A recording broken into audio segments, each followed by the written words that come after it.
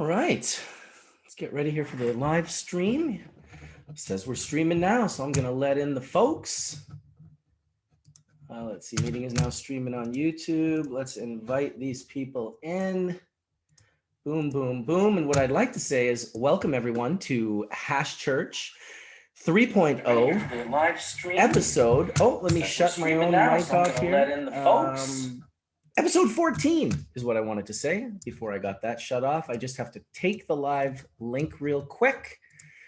If my computer wants to let me, I will copy and paste that into the old link so everyone knows where we are. Here we go. Do a couple of those. And wonderful. Welcome, everybody. Welcome, Wade and Etienne and Mr. Skunk Man Sam. Quick on it this morning, are you? Guten Morgen. I can't hear. Is it me? Can everyone hear Etienne? Can you hear me? Can you hear me now? Yes. More troubleshooting for the Bubble Man. Oh, man. All right. Yeah. It's been a fun morning of it. I suspect it's me. So let me just get my video settings sorted up here and get my audio settings changed. I hear you now, Etienne. Lima Charlie. All right. Lima Charlie. Welcome. Good. Welcome, guys. Let's make sure all is well here. It's a lot to do when you're trying to kind of do the troubleshooting. Welcome everyone into the room. Get it recording on YouTube. Get it recording on my computer so I can put it onto a podcast. I'm just happy my computer keyboard is working because at 8:45 this morning, it was not. So ended up jumping in the car, driving down to the Lions Base store and getting some AA batteries. I think I probably paid $97 for 2 of them, but that's okay as long as we're here and we're up and running. So that's it. Let's see what we got going on in the room. Yeah, welcome, Wade. How are you doing this morning? I'm good. I had been doing lots of work at the computer this year already, and on Friday and Saturday, I made time to go outside and work on the farm. That got my hands dirty, broke a sweat. It was good. Sure didn't feel like January though. That's what's up. Yeah. That's that West Coast living. January doesn't always feel like January on the West Coast. We've been getting a bit of that ourselves. How are you doing? Doing pretty good, you know. We've my company made some pretty monstrous announcements recently. We got a couple of provinces signed up for Embark to order our product. So that's like not a company, that's a province. That would be like hooking up a state. Like, oh, I've got California now, or I've got Washington now. So we signed up both Alberta and British Columbia. So we're excited about that. And those announcements were made on all my social medias. Yes, bong rip to Bubble Man's keyboard, says Effie Raw Medic. We got over 100 people in the room right now, 166 actually, watching at 9:03 a.m. And I'm hoping all the email invitation folks aren't thinking that we're not going, because I did have a little bit of troubles this morning. We'll see if they're all getting the email to come in. Oh yeah, I sent it to them for sure. And you would have gotten that email again as well, Wade. So you're good to go. I did. I saw it a couple of minutes before 9. Etienne, you're coughing quite a bit this morning. Are you all right? Oh, I just woke up and rolled out of bed and it's my first joint. So it's a little cool here in the base. So yeah, there's a little congestion in the air. It's just a little bit of normal, but no, just my morning coffee. Good deal. Excellent. How you doing, Johnny B? Arms up. Johnny B's got the arms up. I'm always good. It's a good morning. Excellent. Got to get the dab in. And I got this new little tool called the Turpometer. Have you seen this thing? I'm going to demonstrate. I have, yeah. Mike West has been using one of those for a couple of years. I was using one just the other day, in fact. I got one for a Christmas present from the Great Neighbors. And nice. I got it, like, I guess, of course, the mail came late, but I mean, cold starting. And then I got this thing.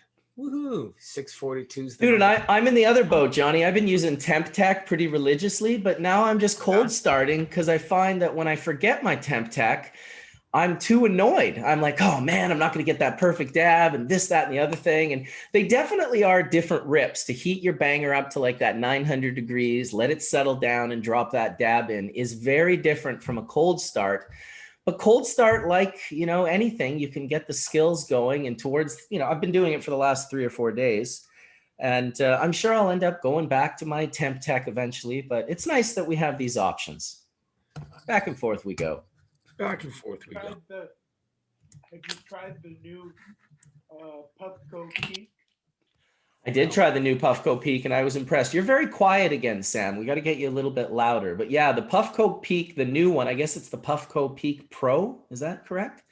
Yeah, that thing rips. That thing like rips. And don't get me wrong, I also tried the sort of middle version because you had the Puffco.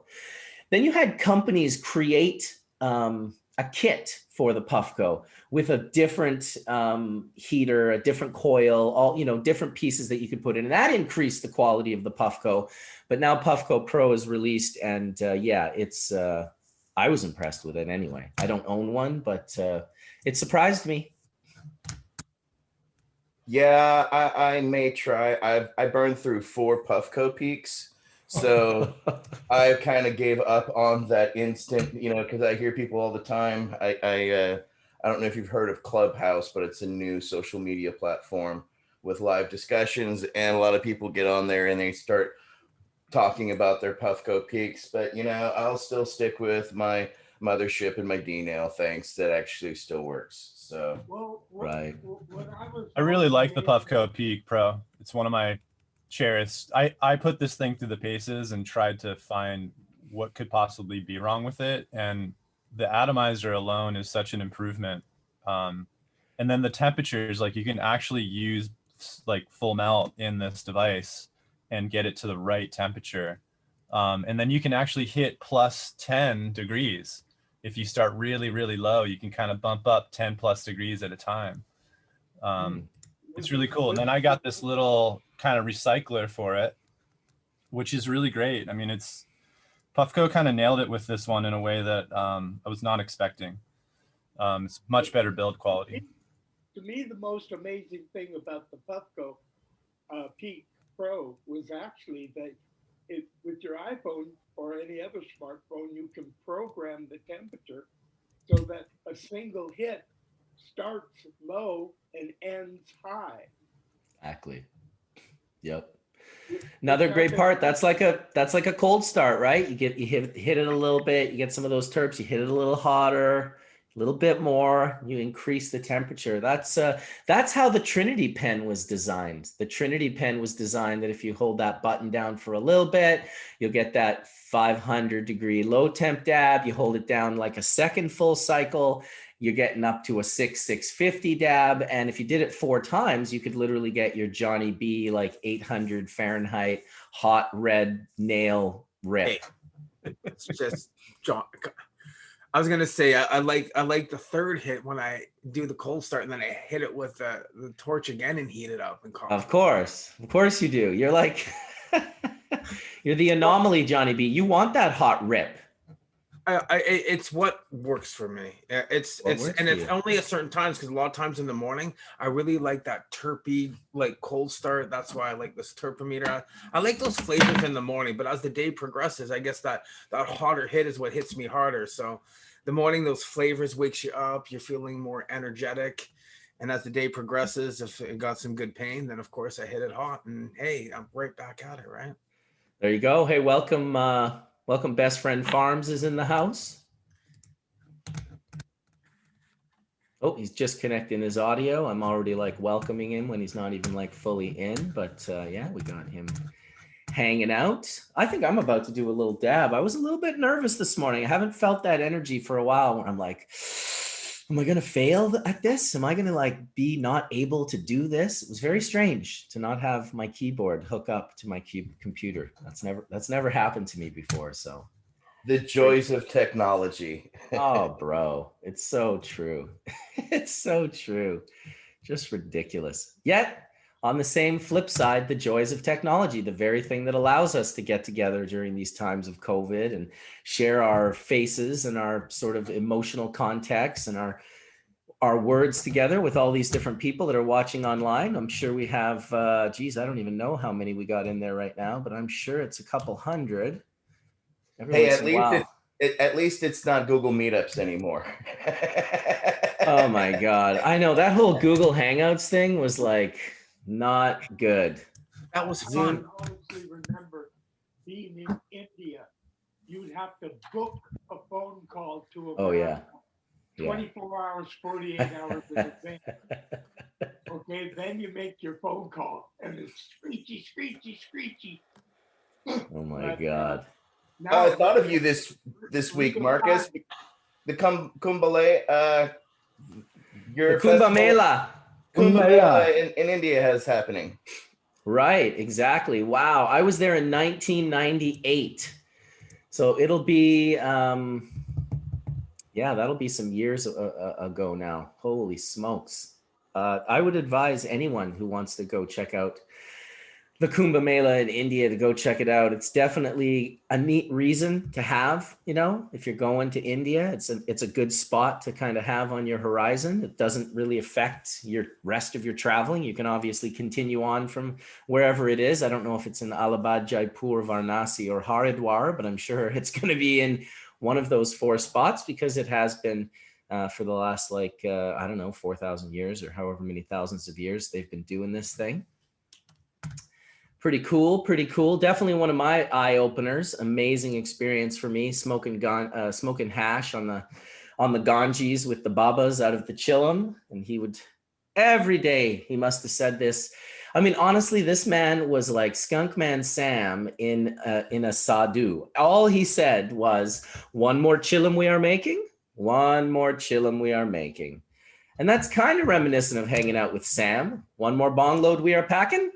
One more bong load we are packing. Best Friend Farms is going to make another attempt to joining us. I guess he's also having maybe some technical difficulties. Sometimes it happens. I can see he's trying to connect his audio now. We'll see how it goes. We'll see how it goes. So on the news, they for the Kumbh Mela, they had a sadhu that seemed to be rolling in front of the procession the entire. Oh, the rolling sadhu. Yeah, there was one guy, and I met him at the Maha Kumbh Mela. He had rolled from the northern tip of India to the southern tip of India. He just rolled, and you meet people like this at the Kumbh Mela. I met another guy who was holding his arm up for 12 years. It had turned into a stone, and you could hang like heavy things off of it because it was not. Like you couldn't bend this guy's arm. It had turned into a stone. Another guy had held his hand closed for, I don't even know how long it was, but his nails were growing out the top of his hand from him holding his hand in a fist. He just had nails coming out of his hand. And there was a guy standing on one leg as well. And he had been standing on one leg, I want to say, for at least a decade. He had this kind of thing set up to hold his leg up. His leg was also a stone. It wasn't moving anymore. If you looked at it closely, you were like, ooh, that doesn't look good.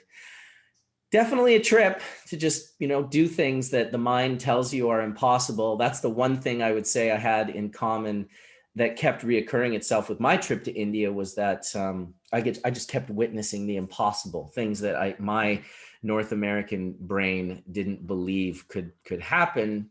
Maybe also was wondering why you would want that to happen. But at the same time, that sort of, just doing of this strange thing to almost to remove your consciousness from your body, because you got to imagine the amount of pain that would have after a while when that limb was entropying and just dying and just slowly, not working anymore.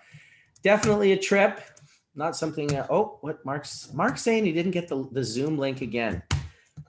That is so strange to me. He's in the chat with us and everyone else gets it. They all click on the link and they come in, but Mark is not getting the link. And I really don't know why that is. And even more important, guess what? My keyboard has disconnected from my.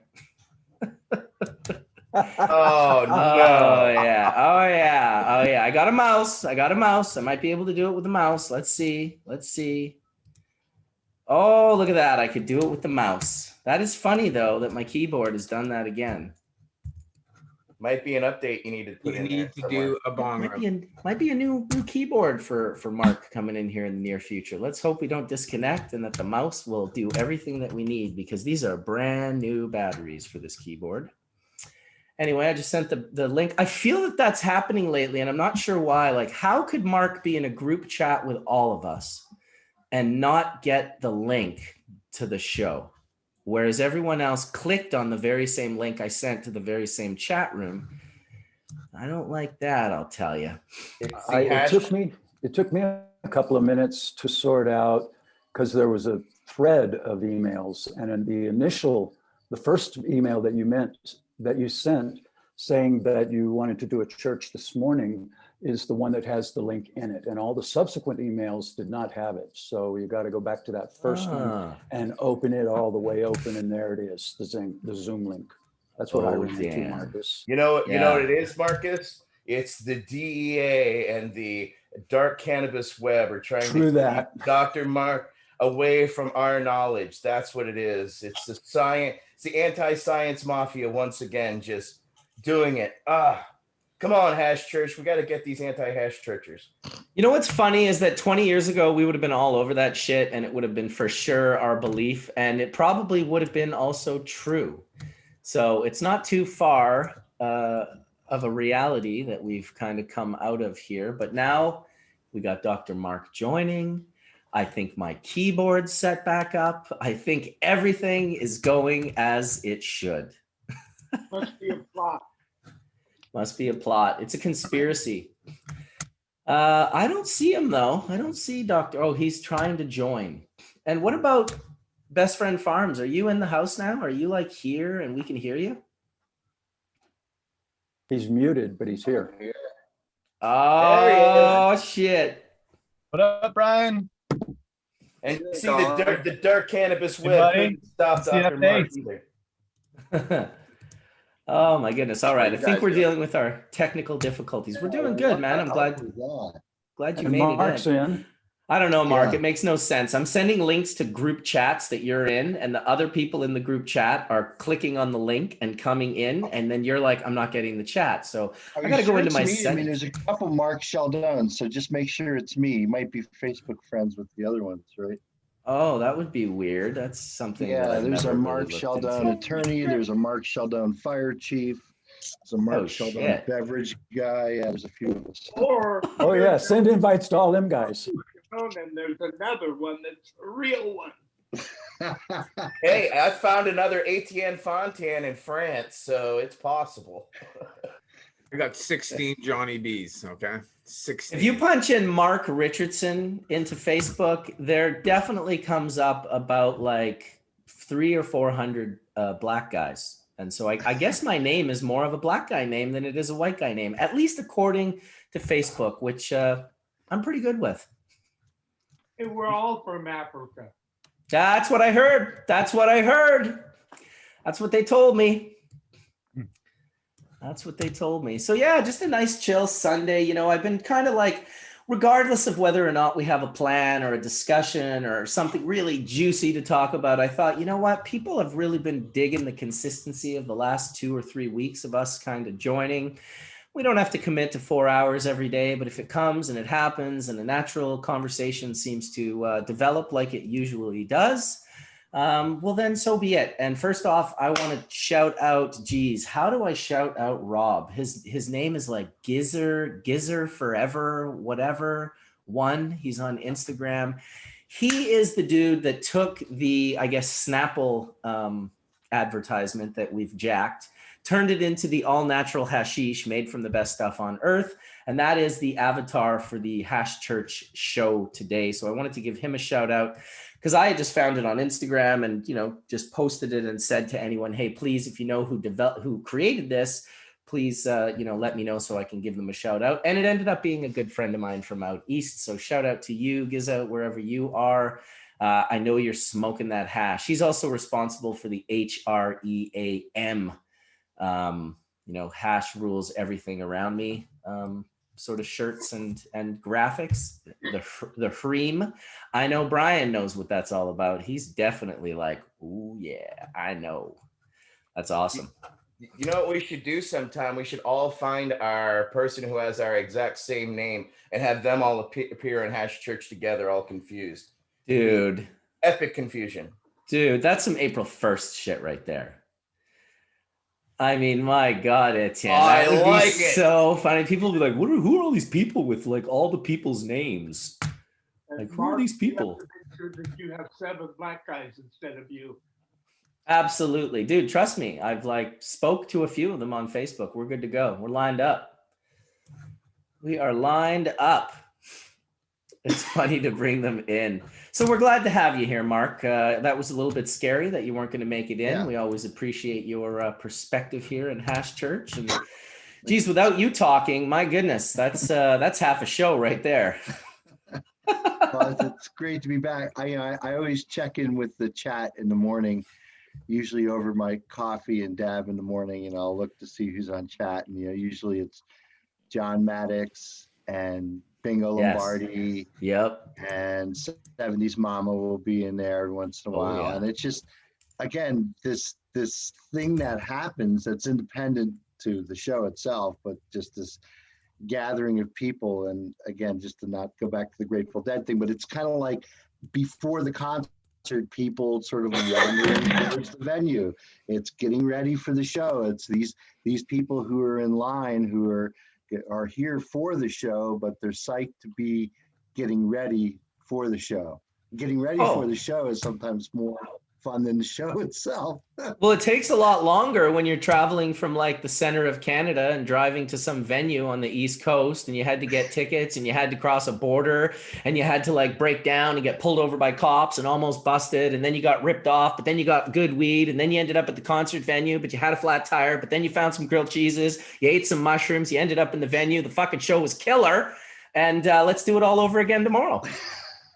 Yeah, I don't know if you listen, Mark, but every day on the Grateful Dead XM channel, there's Today in Grateful Dead History, and the archivist is my friend David Lemieux, who is a fellow Canadian from BC. In fact, he lives not too far from where you're at, Marcus.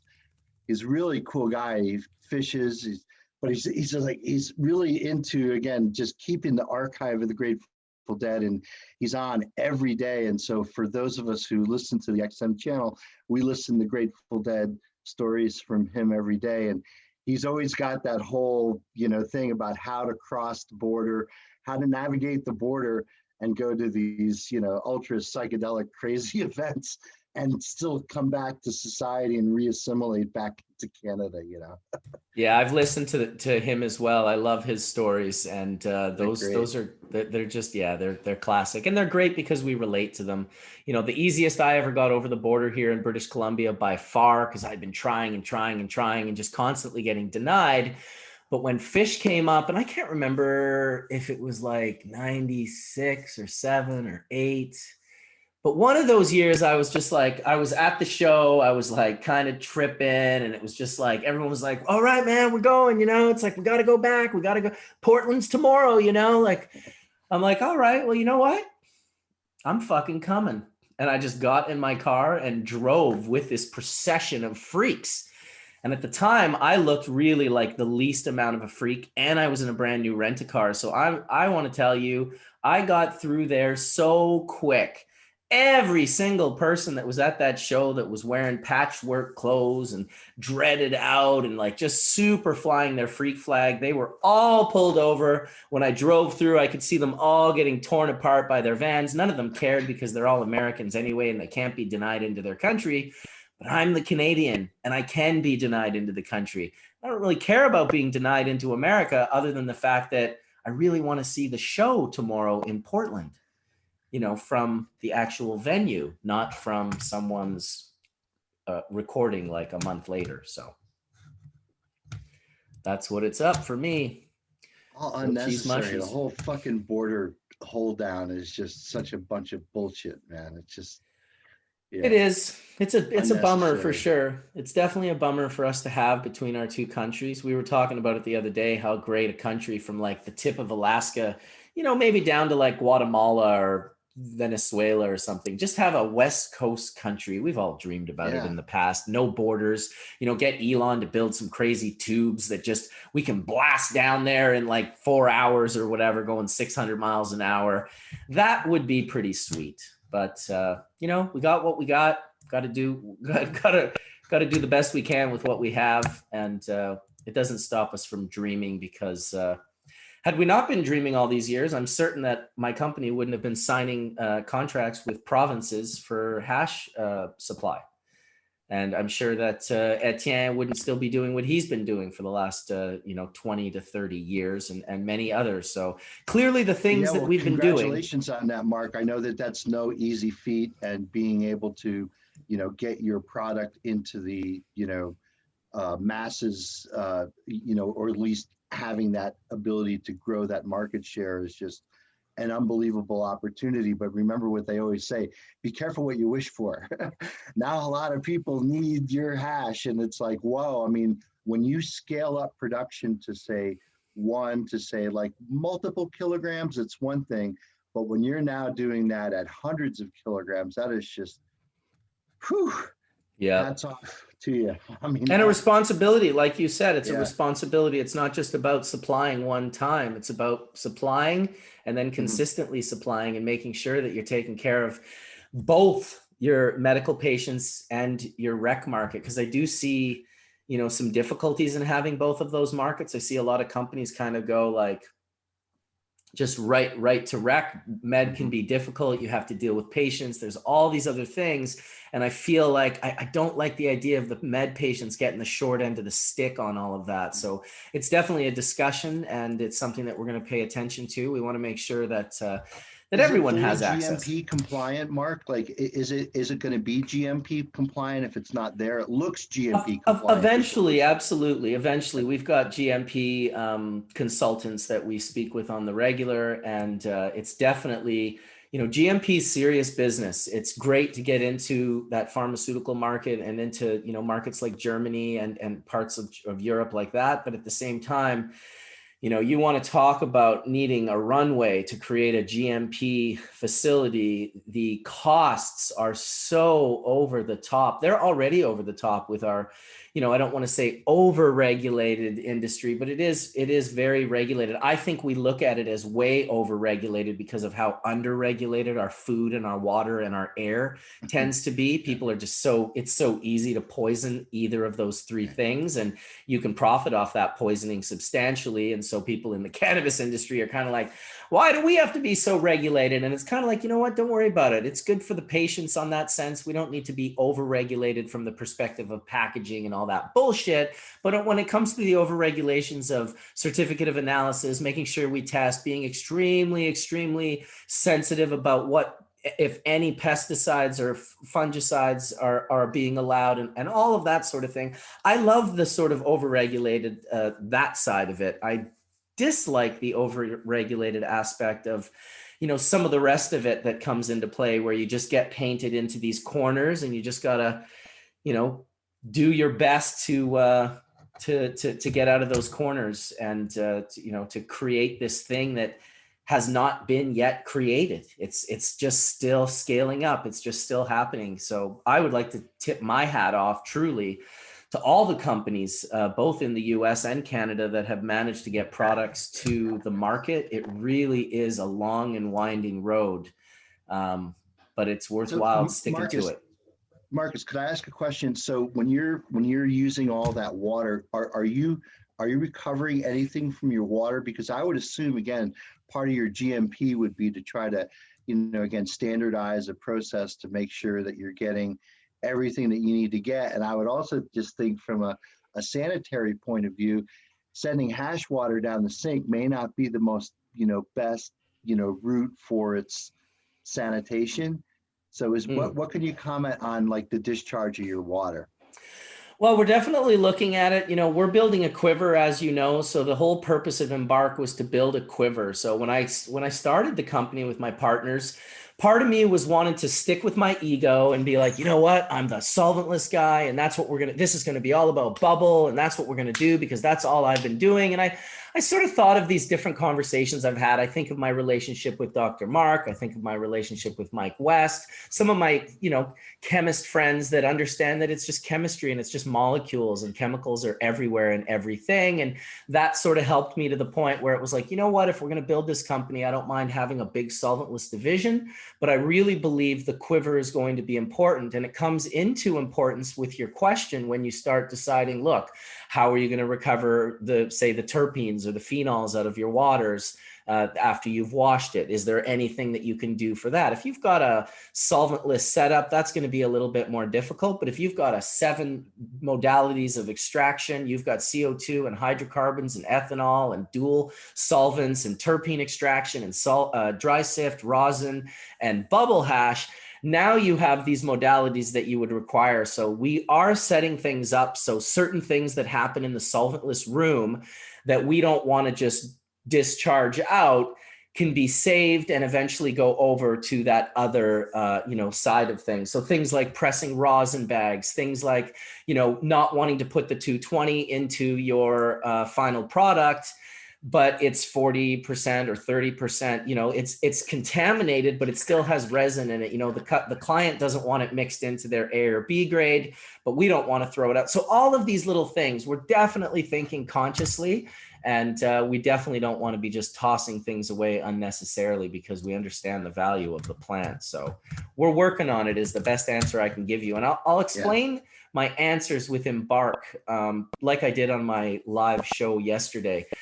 Because we're going to go public eventually, because I'm a founder, because I'm a deep part of this company, and because we're so regulated in Canada, I have to be very careful with what I say and don't say. And my problem is I don't know really what I can't say. And so I've always been so transparent and so open with everything. My partners are like, please just be careful. And so obviously I don't want to put my company at risk or my license at risk, but we are making way to become more and more transparent without putting our license at risk. So that's all I'll say about that. But congratulations to the whole team at Embark. They have been kicking ass, taking names and kicking ass. Marcus, a great trick that I have found is you take a lawyer and then you transplant them into your hip, so that everywhere you go, you have somebody who's making sure you're safe. So I might go for a lawyer hip transplant for your own protection for Embark is what I'm suggesting. Dude, I know that's funny, but I'm seriously considering it. Well, it is funny, but it isn't because I decided not saying anything. It's difficult, especially when you have an online, show like Hash Church, and people know you as being such a great resource for information, and it's difficult to say no.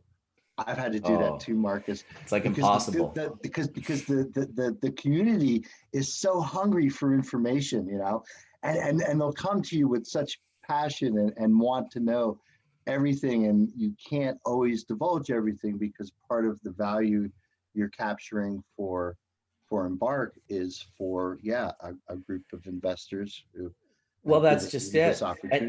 And you give away so much that you really create a level. And I mean, I've had this happen with my own friends where they've become so entitled because I've been giving them so much that they now actually expect for me to give them certain things. And I've had difficulties with friendships, forget about complete and total strangers, with just an entitlement that says you need to show me this or to tell me this. And I'm like, listen, please understand my position. Try to have empathy for me. I'm not evil. I'm not trying to keep things from people, but my goodness, if you're truly my friend, you would have an understanding of where I'm coming from and understand that it's not to keep things, it's that I've created a situation for myself, and now it's my responsibility to navigate it. Well, and know that whatever it is shared on Hash Church is patented by Sam already. Well, that's it. He's got the pen and paper there, and he's just patenting away. It's wonderful. I did see recently that Nextleaf released a patent for water extraction, and I'm very excited to see what is going to go on with that. Talk about previously published art. There's already been a patent that's existed from Reinhard Delp from 1997 till 2018, I believe, his patent. Mark, do you finally have the expired. patent number? Do you have the patent number you could share with me?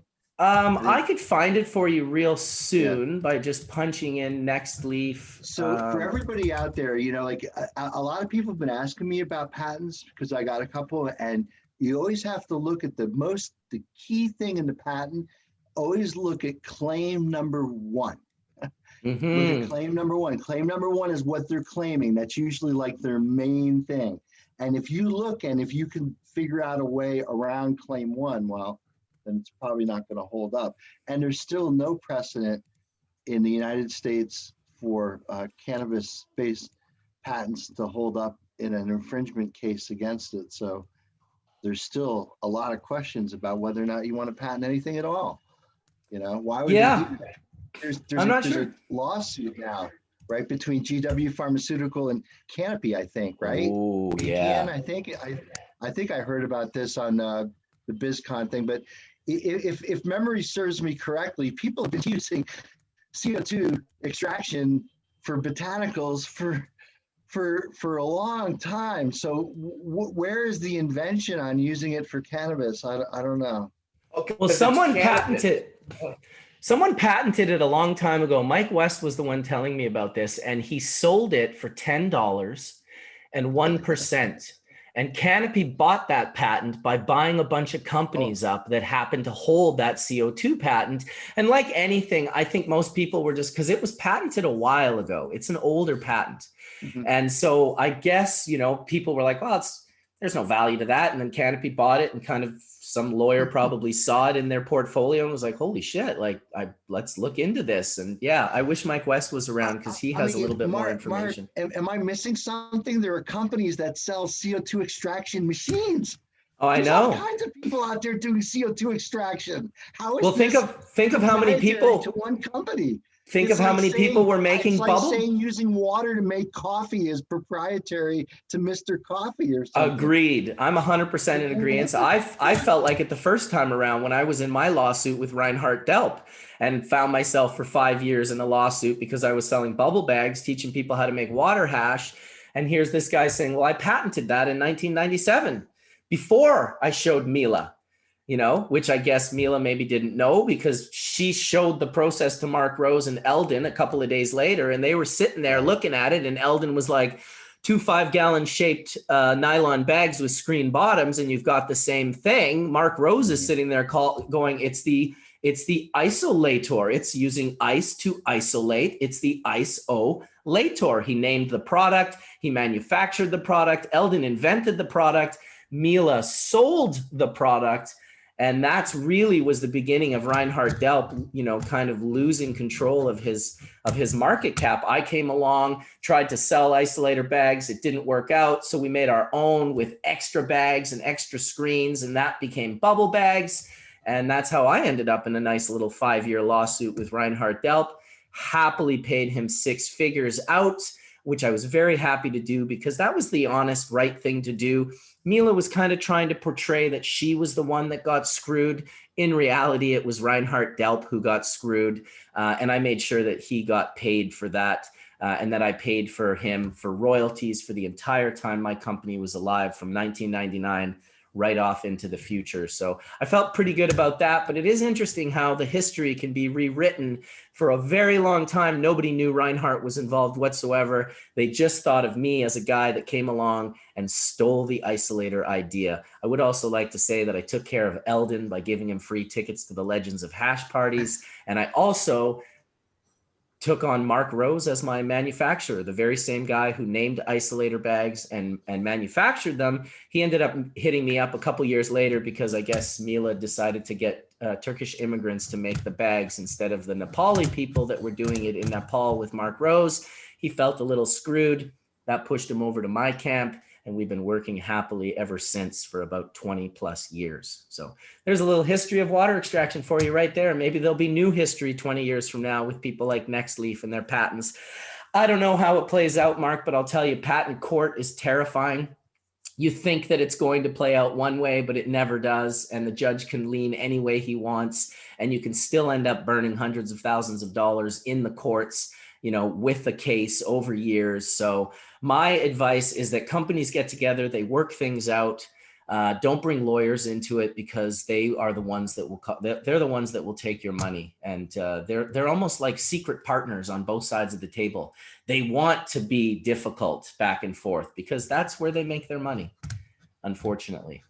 Also, patents only last for 20 years, and then you have no protection. Exactly. Well said, Sam. That is a big deal. And it's something that I don't think a lot of people pay attention to. Now, I'm certain there is methodologies, maybe Dr. Mark knows, where you can extend patents by filing paperwork and doing certain things depending on the situation. I could be wrong, but yeah. So what happens is when you file a patent, sometimes you file very broadly, and when the patent office gets it, they basically divide it into what are called divisional patents, and those patents are individually prosecuted and will grant individually. So like, for example, like with the hydrogenation, they recognized that there were multiple inventions there. There was the process, there was the composition, there was the, a method to control tumor growth. There's various claims that you could make. And each of those claims in and of itself can become its own issued patent. And so as certain claims are easy to get because there's no prior art, like composition of matter, HHCA, for example, there was no HHCA until we disclosed it. So that was an easy, patent to get. It was easy to get that one. But other things where we had HHCA in combination with other cannabinoids, well, the other cannabinoids were known. So now you're talking about having to evaluate the prior art, which is relevant here versus not relevant in the other easy to get cases. So your easy to get cases are they're the first cases that are going to issue. But then what you do is you file what's called a continuation in part. And the continuation in part is still the original patent date when you originally filed. And you're just basically adding claims onto that patent without changing the body or the description of the patent. You could add additional claims and keep on getting those as continued issued that basically extends the lifetime, because every time you get an issued patent, that's another 20 years. Right. I don't know why we don't respect. Sorry, go ahead. No, I was just going to stop by just saying, in the cannabis industry, it's likely that, a lot of the, sort of secret things that are done can be the form of intellectual property rather than a patent, would be something called a trade secret. So a trade secret is kind of like the recipe to make Coca-Cola, right? The 6 ingredients to Coca-Cola are printed on the side of Coca-Cola can, right? So everyone sees what the ingredients are. The whole magic is the recipe and how to make it, right? So that's usually like most of like if you're taking proprietary genetics and doing some type of, either a solventless extraction or solvent-based extraction, but making a particular, like a live resin or a rosin or a particular product that could be made reproducibly time and time again. And Mark, the whole premise of GMP, good manufacturing practices, is being able to do something consistently time and time again. And when I say consistently, again, with cannabis, things change. So you have to basically set an error bar and understand a tolerance of what your product specifications are. So if it has this much myrcene, it meets specification, but if there's not enough myrcene, it doesn't meet specifications, right?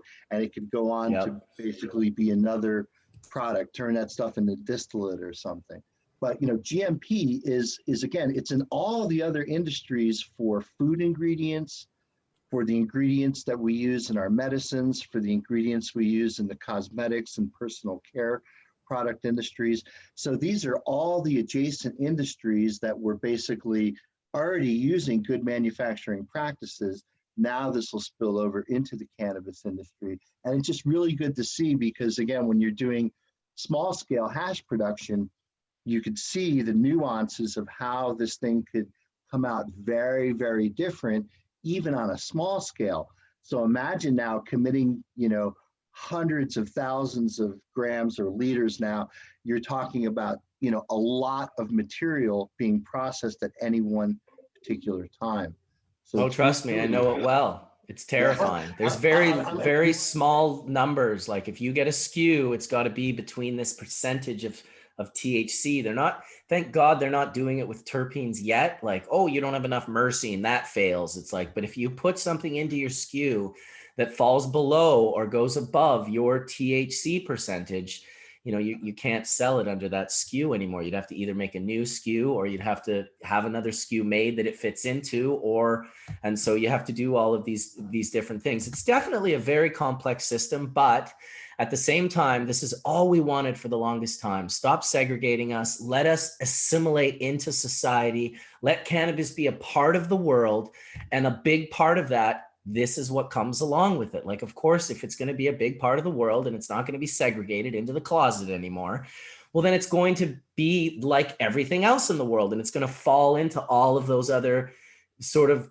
you know, modalities, which is like, yeah, we have to do this properly. It has to be like, I know you've been doing this for 30 years and it's been fine and safe, but it's like, we do this for your medicine, we do this for your food, and we're going to do it with cannabis as well. So thank goodness that we'll never, you know, for me, as long as they never take away the ability for us to grow recreationally and grow medically, so anyone that wants to put the time and the energy can still access cannabis and the resins exactly the way they want. But on the flip side, for the other 80+% of the population, and it's probably higher, they should be able to go and buy it like they do their milk and their pasta and anything else. And when they buy that, they should be insured that it's been created safely and that it's not going to have a bunch of crap in, because you would not believe the awareness you need to have to set up a hash facility, to make hash, to make sure nothing in that room is shedding, nothing is releasing or chipping or, you know, contaminating your final product. And I can't tell you where I've seen that in different labs. I've seen it in things that you could not possibly imagine. You know, putting your books down on top of a deep freezer, and then the deep freezer slowly chipping and releasing paint. You know, box cutters that instead of plastic bodies have metal bodies that have been painted yellow and red and black. And every time you put those down, they chip little bits of paint. I've seen this in labs before. So once you become that crazy person in the lab running the facility and keeping all of this stuff from happening, you just can't believe how easy it is for microbials and for contaminations that shed off of different things that you're trying to keep out. You become the ultimate goaltender. You're just trying to keep this stuff out, and it becomes a real challenge the bigger you get and the higher up you scale. Yeah, I agree, Marcus. I went through that here in the state of Massachusetts, where I got so wild with it that I had to look at the air filters because I was finding things that were falling and settling. And I looked at our Hide-Off Rotovap one day coming in from the solventless side, and I just like wiped on it, and I was like, that's in my hat. Yeah, that's it right here. You know, we've been scoping this thing for like a while. This is before we even released anything. We narrowed everything down and really cut all the different nuances out to really just get the room clean. And I mean as clean, like eat off the floor clean, you know? Oh yeah. Hospital clean. Exactly, hospital clean. And that's how I operate. And I know that's how you operate, Mark, because you have to be that in tune with it's not only your tools, but it's also your environment. It's the things you bring into your environment, the things that you're wearing during the time you're in your environment. And they all play a major role in how your end product really comes out, because we don't have these solvents and these vessels to keep this stuff contained. We very much deal with a lot of still what I call the elements, even when we're inside. So totally. Well, that's just it. When you see that the company like Marcus's has made the commitment to gowning every employee, and every employee in there has got booties on, and they're gowned from head to toe. And a guy like me, fuzzy, beardy guy like me, that's completely all covered up. I'm completely covered up here. You don't want to get one bit of contamination into those rooms, and that's it. And the thing is like when you look at GMP facilities, you can tell because they have to be cleaned from floor to ceiling. Any horizontal surface that can collect dust So you can imagine like some of your labs you see where they have like venting coming in, or there's ductwork coming in, or there's electrical shit hanging from the ceiling. That doesn't work in GMP. That's all got to be enclosed. It all has to be basically stainless steel, bleach, fucking clean. Like it, there's no compromise. And any horizontal surface, like if you have like, I don't know, like let's say you just have like a conduit that comes through your lab, and basically you have to have a procedure on how to clean that surface and a record of how often that surface is clean, because that surface could be the source of contamination down below. You're so right. And it's you have to get that detailed, Mark. And that's unbelievable. Like Marcus said, we all wanted this for years. I mean, I'm excited to have these challenges. It makes me better for it, and it makes our process better for it, and allows us to look at different parts of the process in ways that we might not otherwise look at it. Well, let's pass on some value to our viewers right now, because there is one thing I can give you that I came across that I decided was not going to happen in my lab, and it might surprise a bunch of people, because I see people customizing these. I see people doing this all the time, and it's a conversation I've wanted to bring up for a while. Sure. And this is, of course, the cozies that are placed on the outside of the buckets, on the outside of the washers, on the outside of the 65-gallon stainless steel tubs that Pure Pressure sells. These, although can be cleaned, unless you have someone who understands the SOPs and protocols of a GMP facility, they will never get those things cleaned properly. And if you simply do a swab test on your cozies that are sitting on the outside of your buckets, you will find the microbial content is higher than you want it to be, and absolutely a vector for potential contamination in your final product. You're folding your bags over top of that cozy, and your bags are touching that cozy that is continually soaking terp-rich water in day after day after day after day. If you don't think that is a breeding ground for microbial content, you have not been thinking correctly. Do me a favor, rip those cozies off if you're in a proper lab right now. They're unnecessary. They do not keep your buckets colder. You can just put a little bit of more ice in. It really doesn't make a huge difference when you pull them off, versus the potential of contaminant that is there to contaminate your final end product. To me, that's something I would get rid of ASAP. Marcus, that's such a great suggestion. I've always thought about that was a point of contamination. Do they start to smell like after a while? Like, because if they're absorbing water and they're like drying out, absorbing water, drying out, do they start to smell after a while? They would absolutely. Now, keep in mind, we were cleaning ours like crazy, but it wasn't enough for me. With special cleaning, like detergents that you could clean. We also used ISO on the outside, but it wouldn't soak in. They're very thick. So to me, I just like the idea of getting rid of them. They don't help. They're not, all they are is a vector for potential contamination. And that's my opinion, but it's a gift to anyone listening today, because, if you just want to avoid a potential, and if you don't believe me, start doing swab tests on it. You can get swab kits. You can swab your everything in your room for microbial content. And you should be doing this and having these things tested, because if you were, you would probably be ripping those cozies off ASAP. So Skunk Man, I know that you're a big dry sift. I know we're talking water here, but we were talking patents. So when does your dry sift patent expire so that you can share your dry sift secrets with the rest of us?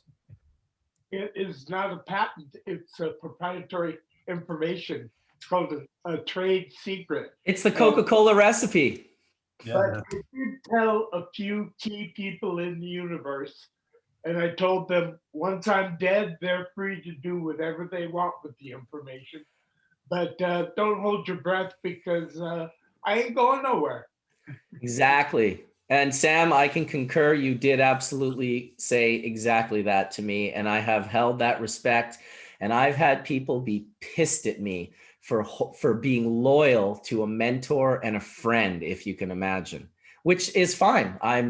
Those people play their cards early on. I'm loyal. I'm loyal. When someone asks, and it's not mine to tell them, it's yours. It's yours. It's not, you didn't give it to me. You showed me and you told me that if when I pass away, you can share it. Until then, keep it to yourself, which I have absolutely done. I don't use the process at my company. I've never shown the process to anyone, but it sure is. We have asked. It's an eye opener. We have asked, and you were like, no. And I respect it's like. Actually, even further, John, I asked you guys not to ask me anymore, is what I actually asked, because I felt like I said this. I said, do you really want to trick me out of this? Do you really want to get me into a conversation and trick me out of something that my mentor, this person I have so much respect for, that you can't imagine the joy and pride I had when he showed that to me. And it wasn't because I was going to be learning something that nobody knew. It was because that man decided to trust me. And you think I'm going to let that go? You think I'm going to let that trust go? I was there. You were like the happiest man in the world. I wanted to make sure that the information was available to mankind if I wasn't able to mechanicalize it like I would wanted to. I wanted to automate the system, but I don't know if I'll be able to or not. So, but one day, yeah, lots of people can make pretty damn good dry sift nowadays. So they're maybe not making 99.9, but they're making 95 pretty easy. The varieties are getting better too, so you know. Well, they sure are. Resin is easier to collect, and you know, with that said, do you think, Mark and even Sam, do you think utility patents are something that could hold up because they're nuances of just processes? I mean, what do you think about that? Well, a utility patent does not last as long as I've held this secret. Right, I agree. Now, what if you're one of those guys like, like Nextleaf that are trying to do. I think if you're trying to raise money and you're trying to build perceived value, filing patents could be a way of think of a patent as like a picket in a picket fence. And a patent in and of itself is not as valuable as getting a bunch of patents to kind of like secure your little intellectual property island. But like Sam was saying, the trade secret in cannabis is really, there are successful products out there and they have successful, the genesis of the idea of how they're made and how they're put together, and the notion that you want to protect that. Well, if you file, again, not a utility, but a process patent, it's difficult because your competitors aren't necessarily going to let you into their facility to know that their process infringes on your process. You can buy their product in the store and you could do some type of analysis, but at the end of the day, they're extracting THCA or THC or CBD or whatever cannabinoid, and it's in a product. Okay, well, those methods have been around for a long time, so there's nothing really new about that. I guess the companies who are filing, who are coming out with new extraction processes or machines that are particular for their process. So in order to run their process to make that kind of product, you have to buy their machine. So of course they want to patent that machine because they want to be the only machine manufacturer that can make that particular thing. Yeah, but I haven't really seen that too much in cannabis. Mostly a lot of these extracts are, is as good as the extraction method. And, a lot of whether you're doing solvent-based or not, solventless, the thing that we've always said here on Hash Church, which is you need high quality plant material that's not contaminated. And if it starts with high quality plant material and your extraction method is proper, you should get a very proper extract. and I can concur with that.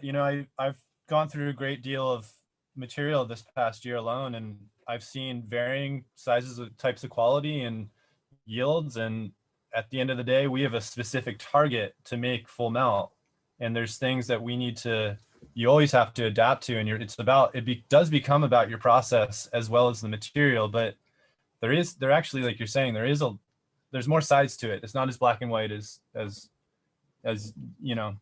as just the material versus the process? Or... I think more people need to focus on actually growing quality cannabis, because the bottom line is, if you haven't even grown great cannabis, the processes, none of these processes are going to work for you. I'd also say that nothing's faster than large scale water extraction for isolating 99.9% gland heads.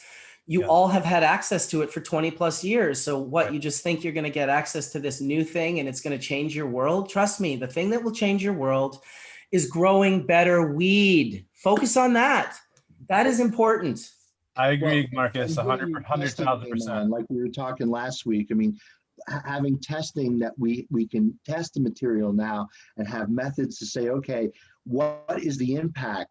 And, you know, when you look at yield, and so some of the work that Johnny B did right here live on Hash Church, looking at LED versus, you know, high pressure sodium. I mean, where these things can actually have an incremental, you know, impact on the quality of the material that's grown. And again, venues like Hash Church and other online things.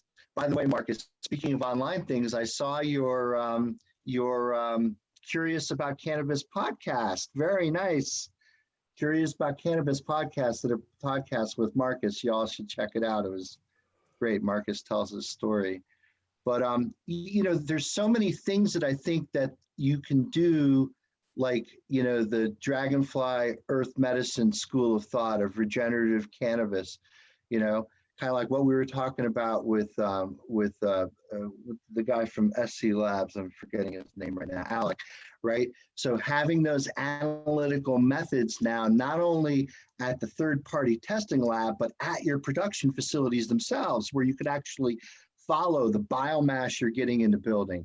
You could look at each individual fraction, whether you're extracting and making distillate or making some type of solventless product. All these things can be tested now to look at what the cannabinoid and terpene profiles are and translate that information into stuff that you can put on the label that customers can actually pay attention to. So it's kind of cool. Yeah, absolutely. I almost forgot about that podcast, actually. I haven't done that many lately, but yeah, I did tell the whole story on that one for sure. Yeah, that was cool, Marcus. You did a great job. Congratulations on that. That was great. Jason's a nice guy. We should get him on Hash Church sometime. Absolutely. Anytime you guys have people you want to invite onto Hash Church, please hit me up. You guys are the core group. I invite you all the time, but I love mixing it up. New energy always creates new dialogue and new conversation. Doesn't always work out as good as we'd like it to, but I'm always down with taking the chance. Even if it's just a matter of doing a sort of a little pre-Hash Church video with people that we're thinking of bringing on. It would be nice to expand our Hash group, core group here. So yeah, we should do that. Hey, Mark, for sure. Wade asked a question in the chat here about Delta 8. You want me to chime in just for a second about Delta 8 for a second? A lot of interest in that these days. Yeah, absolutely. You guys sick of listening to me talk? No, talk it up, bro. No, yeah. Talk about So remember, like when Meshulam isolated Delta 9 THC, and the reason why we call it Delta 9 is because when you look at the molecular structure of THC, right, this thing that looks like chicken wire, there's like 3 rings, right? And when you look at the north ring, you'll see that there's a double bond, which is a carbon. Each one of those angles is basically a carbon. And there's a double bond between 2 of the carbons, and where that double bond resides is the Delta 9 configuration in the plant. And Meshulam's method was so mild in isolating it that he didn't isomerize it, but previous researchers were frustrated because they were using acidic reagents and other methods that were in the isolation of the active ingredient, was isomerizing the double bond and confused the ultimate stereochemical elucidation. So what happens is so think of it like this way. So if you're looking at the structure of THC, that north ring, the ring at the topmost part of the structure, you see the double bond is pointed towards the phenolic portion of the molecule, which is where the benzene ring is, right? And so that's what's called the Delta 9 configuration. And Delta 9 would rather be in Delta 8 because when that isomerizes it, it moves it 1 more carbon away from the rigid framework of the benzene ring. And when it moves it away, it kind of lowers the energy of the molecule. So delta 8 is lower by a few kilocalories in energy than delta 9. So if given the opportunity, delta 9, which is what the plant gives us, goes to delta 8.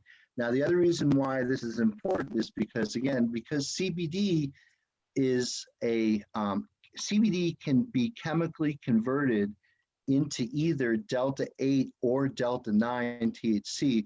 Right now, a lot of hemp producers, because of the price of CBD, has tanked. CBD isolate is like, a year ago it was multiple thousands of dollars a kilogram. Now it's just hundreds of dollars a kilogram. So it's really tanked. Part of that is just supply demand economics. There's so much of it available. The FDA has not given the green light for food manufacturers to be able to put this into food products. So there's a lot of production. There's a lot of it on the market. So that basically puts a downward pressure on the price of CBD. So these manufacturers are looking to do something to make some money. So they're converting it over into delta 8. Now, delta 8 is less psychoactive than delta 9. I've seen a couple different papers where they looked at the binding constant to the CB1 receptor. But what I can tell you universally is I've had some delta 8 distillate, and it's heady, it gets you high, but I've never been kind of like knocked over, bowled over like you do get, like I think on THC. I think you could actually noticeably feel the difference. I don't know if other people feel that way too. But the last thing I'll say just about delta 8 is that unfortunately it falls into the tetrahydrocannabinol code 7370 of the Controlled Dangerous Substance Act, to get that out, which even though it was derived from Farm Bill legal hemp, you're now making an isomer that the DEA doesn't give a shit where it came from. They issued something called an interim final ruling about 6 or 8 months ago to try to harmonize the Controlled Dangerous Substance Act with the Farm Bill, just to let people know that, THC and its isomers, including delta 8, are all code 7370 covered under Controlled Dangerous Substance Act. And again, it's like quasi-legal because you've made the hemp and you've made the CBD from which it's derived legal, right? So that's legal, and there's transactions that are happening where people are buying and selling CBD hemp biomass, and people are actually smoking flower. Check this out. People are actually taking CBD isolate, converting it to delta 8, and then spraying it back on hemp to make middies. It's like the world needs more middies. Why? But it's interesting because again, it's chemistry that actually Mechoulam described, and we were mentioning patents. Mechoulam actually patented this. But I think that this is sort of a gray area right now, Wade. I don't really know whether or not, the DEA has the muscle and the enforcement to basically go after hemp manufacturers who are flying the, Farm Bill flag saying, hey, we're processing hemp. It's below 0.3 in THC when it comes in the building. How we process it, we're processing it. We're turning it into products that the market wants. A lot of the regulated delta 9 markets, those people who have to pay through the eyeballs to get licenses and get background checks on everyone and do retinal scanners and have millions of dollars, they don't want the delta 8 industry to happen, right? Because they're going to eat the market share. They want these people to go to the dispensary and buy their licensed delta 9 products. So there's going to be some kind of thing that's going to happen going forward to try to harmonize these two things, but that's where I'll end my little story. So if I could, what I'm hearing you say is that the amount of delta 8 products that are starting to show up across the country at this point, it's really either folks moving CBD into delta 8 isomerization or Right. some other aggressive Yeah, Go let me ahead. add one thing, Wade. So Yeah. it's either that or the boys over at, I think Guild, noticeably, the Guild extracts in California, but people who were using bleaching and decolorizing clays first started noticing Delta 8 showing up in their distillates. And some of the testing labs, and Alec would be great to comment on this, were like, wait a second, that's not Delta 9, that's Delta 8. And it was beautifully clear distillate because the bleaching clays, there is no bleach. There's no sodium hypochlorite. They're just called bleaching clays because they remove color. And these are standard things that remove color in the essential oils industry and soybean oil and vegetable oil. All that shit is decolorized. And typically they use these type of bleaching clays, which is nothing more than montmorillonite clay. But these clays are acidic enough such that when they were adding clay to their distillation pot, and then pooping over what they thought was a Delta 9 distillate, thermodynamics happened. Delta 9 went down to Delta 8, and it doesn't go back to Delta 9. And so what they were getting was Delta 8 clear distillate, and they're like, oh, well, we meant to make this. So then they became the Delta 8 company and talked about how we were making clear Delta 8 distillate. So I think that actually predated people using the acid catalyzed process to convert CBD into Delta 8, which is now what you see mostly on the markets, I think, are coming from hemp producers out west.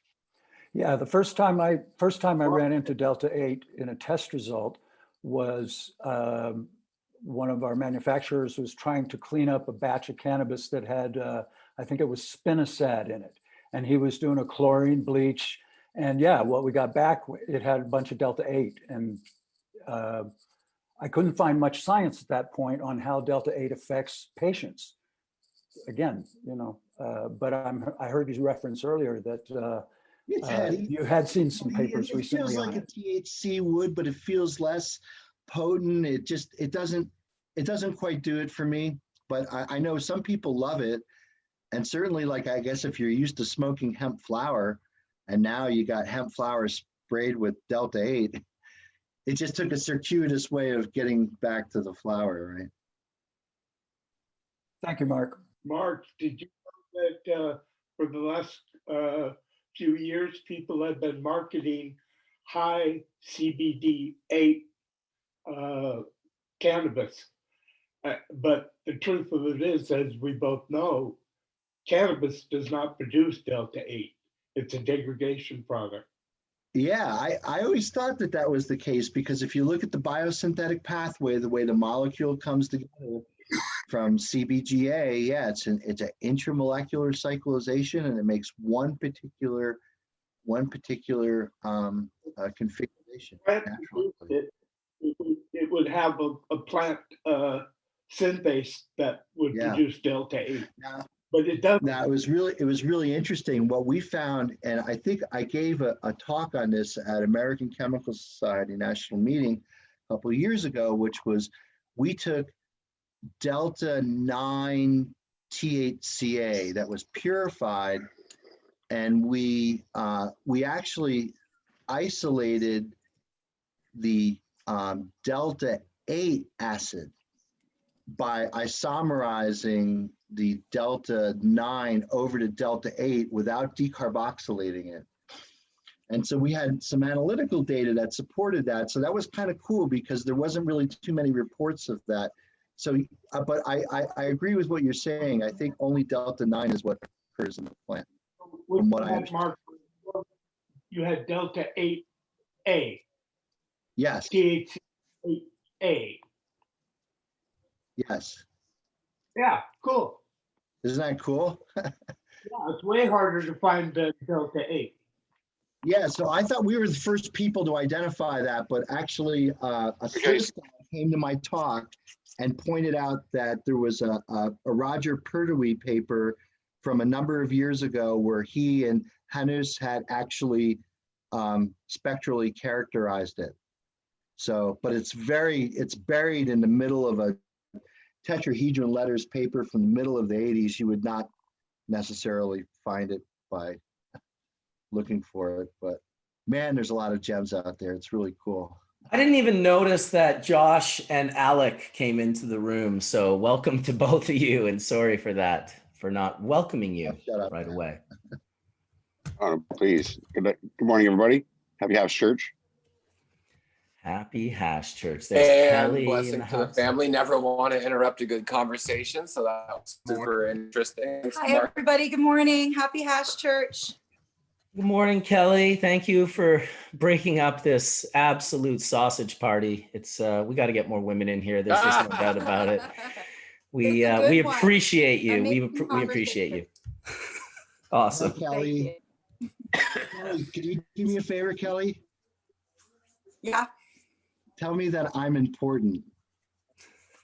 You are so important, Mark. You don't even know it. You know I how just love the important way I you say important, feel that that's you all. are. Me too. I I tell love you it. that all the time. I just love the way Nice. she says important. Important but needy. Important but needy. That's it.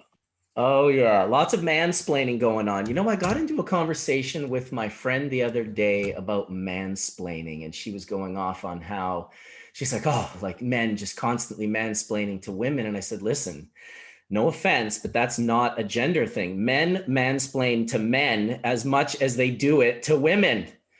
It's our disease. But So isn't that's, there women's splaining?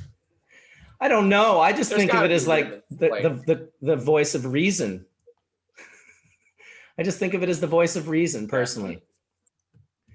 But I don't know. nonetheless, I really appreciate all of the talk. I've been sort of in the background getting some stuff done, and you know, women explain it differently. And I've been really appreciating the conversation this morning. It's definitely got a tonality of masculinity, but I think that that's really awesome. And I appreciate that week after week. So thanks so much, everybody, you guys, for, you know, talking about the plans with such high regards and love. Hey, I try to say, you know, there is a thing called male intuition. Male intuition actually exists. So, you know, be intuitive, you know.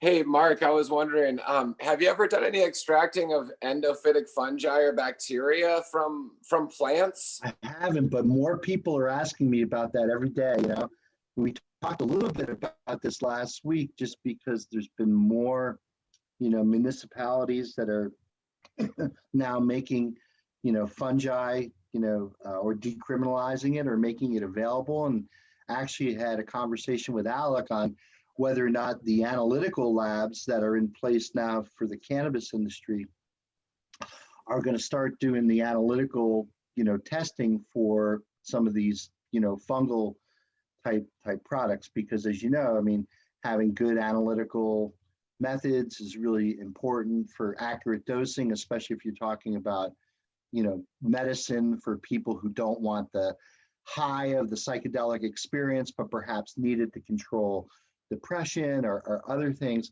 I had an old friend reach out to me who said, you know, cannabis just isn't doing it for my depression anymore. And I'm not well enough versed to understand where psychedelics can help, but I'm reading up on it a lot and just finding a lot of just great work going on right now. Actually, a lot of government funded work right now on both MDMA and psilocybin to treat all kinds of condition. The paper I was just reading yesterday, Josh, was really cool. It was talking about stage 4 cancer patients getting MDMA and having basically a MDMA experience to kind of help their body understand that what their medical condition's all about, and trying to get their mind to think about positive ways of healing themselves. And it's just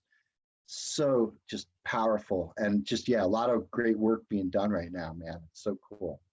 Crystal ball, right? The scientific literature, it's out there for everybody to look into. Yeah, and Absolutely. the more I go down the long roads of the microbiome, the more that we're really realizing that health and well-being on emotional level, physical level, spiritual level is so intricately connected to the microbiome that, you know, I feel like we're just barely scratching the surface right now of where we really need to get for humanity, as well as for the health and well-being of the cannabis plants. You know, we're having a lot of these discussions, but in 5 years from now, we're going to be talking about the endophytic, reactions that are going on within the plant. And we're going to be counting bacteria and different species. And that's going to be the way that we're going to be able to tell how healthy the plants are, as well as how much medicine the plant is providing for patients. And also, I mean, and to say, are you extracting endophytic fungi and bacteria from plants isn't really a psychedelic question. It's more, there's 30 to more, there's different endophytic fungi that the plant pulls out of the soil, right? It pulls bacteria and fungi out of the soil to create its body as it's growing. Its own And microbiome. those compounds are often medicinal. And just like, I don't know if I froze, I couldn't tell, but just like we may have discussed this on Hash Church before, but like Taxol, right, cures cancer from the yew tree. But and we said this before, but they took all the bark off the tree, all through the 90s, and left the tree out in the woods because they were extracting Taxol from the bark. But after further studies and further scientific studies, they realized it was the endophytic fungi in the cambium layer that was also producing Taxol, and in some cases producing it more than what was in the bark. So it was possible, and this is, more into the science realm, more than where I'm at, where we're at, more intuitive nature lovers. But in science, you can extract these compounds, and the plant is pulling up bacteria and fungi into the plant and putting it back into the soil. It's replicating those organisms in its body, and it's putting it back into the soil. Those compounds are also capable of producing secondary metabolites, outside of, I'm coming down with Rona. Someone just wrote me. No, I'm all good, bro. Just got a sore throat. but anyway, I know the cannabis plant has these compounds, and I don't see that we're studying them yet. And it may be that, there's a 1,000 acres of hemp, holding endophytic fungi and bacteria that we don't know about, that we can extract and use for our health and well-being. I feel like it's a new frontier. There's a few universities that are studying it, and then also, there's psychedelic fungi and that whole entire realm of breaking the chain and, stopping, not having the boundaries and the chains that bind you. And that's what I love. So the nice thing about those compounds, Josh, is that they're water soluble. So, where in cannabis, everything is oil soluble, not very water soluble. You can use pretty conventional methods to make a mushroom tea, for example. Blue juice. Right. Yeah. The blue juice. Oh, I've looked at my 300-liter Whistler reactor a few times and been like, probably whip up a nice batch of blue juice in that reactor.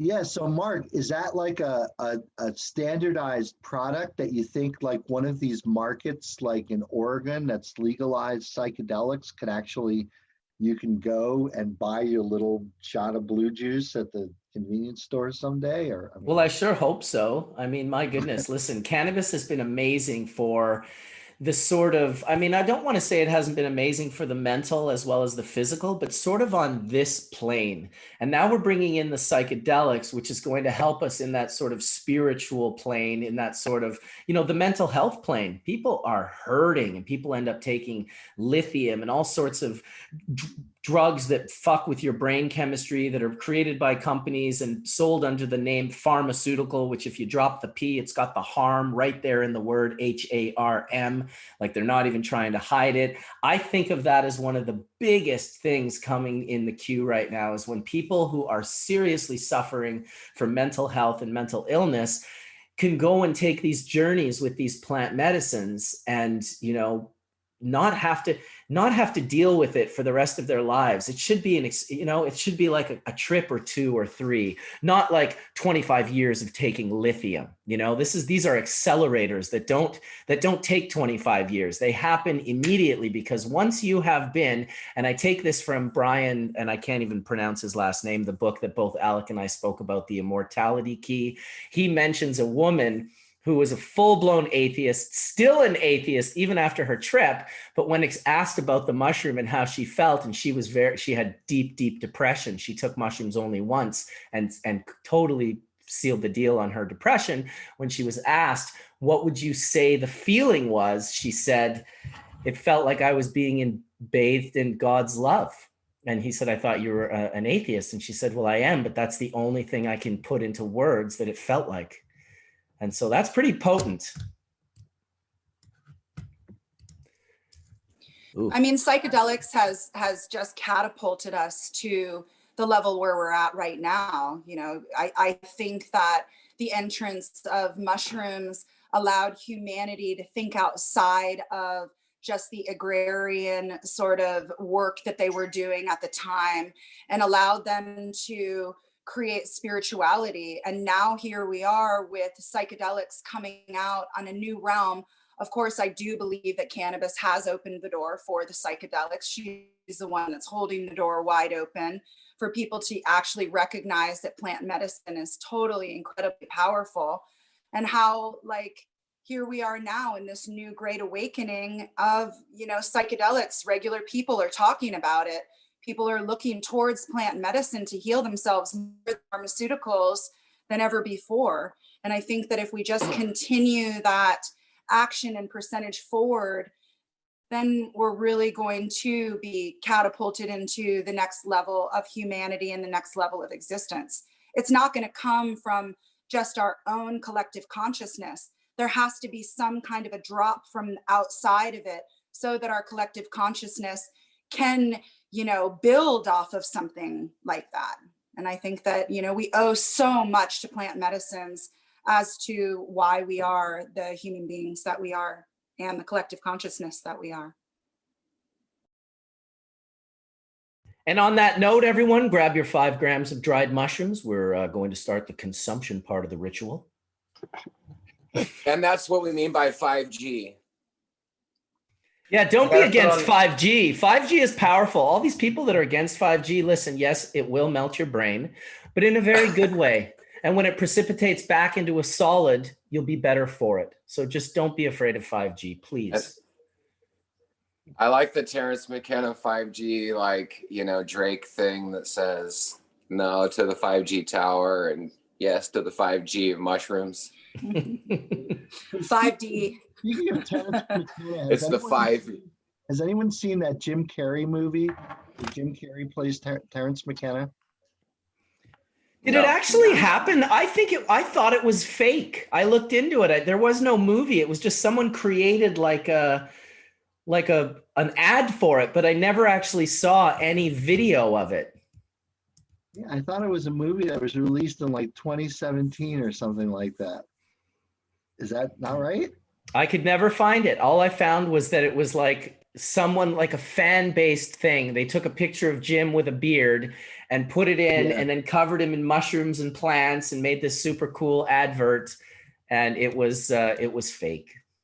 As Bingo Lombardi has just confirmed in chat. We all know Bingo's never wrong about anything, so I'll take that as the word of God, Bingo. Oh, yeah, today you were right, and Dr. Mark was wrong. You can write that down, Bingo. Oh, no. Dr. Mark wasn't wrong. I was asking about, I wanted to, you know, we're looking for things to like watch on Netflix, and I wanted to know if anyone had seen that, or, you know. Hoax. You're spreading false information, Mark. Fake news. No, I don't know. Fake. No, wait, not me. Not this week. Deep fake technology. Wow. Kelly spent some time with Terrence McKenna on the Big Island in Kealakekua Bay. You know, on the Big Island was where Terrence McKenna's property is. And that's where we had Dr. Allison on here before, and she works with Leanne Standish. And, you know, and there's people in the network that are taking care of the property and everything. The ayahuasca vines, 50 years old and everything. And all the cactus too. So they're taking care of the cactus there. Yeah, I was super blessed to meet Terrence. I hung out with him for a whole week and a half out on the island. We kept meeting at 5 a.m. to go see the dolphins at Kealakekua. And I was just sitting with this guy and talking with him and having the most incredible conversations about dolphin magic and consciousness and water and spores and just everything. And it was like on the third day, I started to like recognize his voice from late night AM radio. So Art Bell. It was Art Bell. It took me like, and then I was like, wait a minute, are you Terence McKenna? And he said, yeah, I am. We never really introduced ourselves. So I was really thankful for those, mid 80s, late 80s, late night AM. So that's how I recognized that it was Terence, and we became friends. And what an amazing guy. Just even spending that time with him, talk about catapulting. I go back to that conversation, those conversations that we had quite often. It's awesome.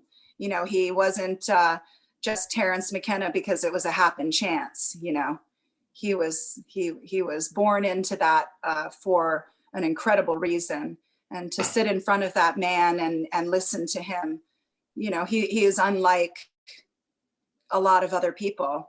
So he affected me deeply. He affected me very deeply. I got turned on to him almost as a teenager, from his tapes from the Esalen Institute and some of these other tapes. And people in our community in Winnipeg, Manitoba, they did not know who Terence McKenna was. It was very random that we somehow accidentally stumbled upon him. Absolutely. Read The Invisible Landscape. That's an amazing book. Read True Hallucinations, The Archaic Revival, Food of the Gods, every article he ever wrote in every magazine, all of his lectures, including the ones with Rupert Sheldrake and Ralph Abraham. I went deep on Terence. He was probably, one of the people that affected me a great, great deal when I was younger, and got, we ordered our spores from him and his wife, Kat, from the big island that you're talking about. That's where those syzygy spores came from that him and his brother Dennis collected in the Amazon back in the late 70s before they wrote the book, The Mushroom Grower's Guide on how to grow psychedelic mushrooms indoors. And that book was the book we used with the spores to actually grow these mushrooms. And so for me, I will always have a huge place in my soul for the information that Terence McKenna shared. Yeah, I totally agree. I feel like he's given, so much to me. And I feel like more than anything, he's given me an incredible sense of humor on psychedelics. Like I think of Terence McKenna when I'm on psychedelics, and for some reason, just the hilarity comes out, where you're just like, wow, this world is fucking hilarious. And I can't believe I was so serious about it last week. He like really has, opened up the doors to let go of what we don't laugh at ourselves about. Shit, humans are hilarious. Yeah, and Terence had that gift. He was sharp and had the gift of gab, obviously, and could just say things that just, you would erupt into laughter. And I was the same way, be tripping balls, kind of like almost like just uncomfortably high, and then think of Terence and think of all the words that he prepared. I'll tell you one thing. That was the preparation for large scale mushroom tripping, because that whole Timothy Leary thing with the Book of the Dead and like recording his voice, reading it to himself. Like if any of you ever listened to Tim, you'd know that one of his worst trips ever was listening to the Book of Dead while he was tripping balls in his voice. He had recorded it himself because he couldn't read the book, and he thought, well, I want to read the book while I'm high. So that was kind of the way to lead yourself to a bad trip. Whereas the Terence lectures and all of what he was sharing was just so inspirational and so, and putting himself out there and shipping those spores around the world at a time when, holy Christ, like they could have easily hammered down on him and put him in jail for 10 years, but he still was doing it. So no doubt a huge props to Terence McKenna. And Dennis McKenna. Yeah, and I need to give props for the bad trips too. So, absolutely, bad trips have given me the most important lessons of my entire life. And I don't know if bad is quite the word, just like the intense trips. Saying that he felt, the intense trips, Difficult. The ones that just don't compartmentalize so easy. Human beings are such incredible compartmentalizers that if it doesn't compute and it doesn't compartmentalize, then maybe if it's an unknown, then be afraid of it.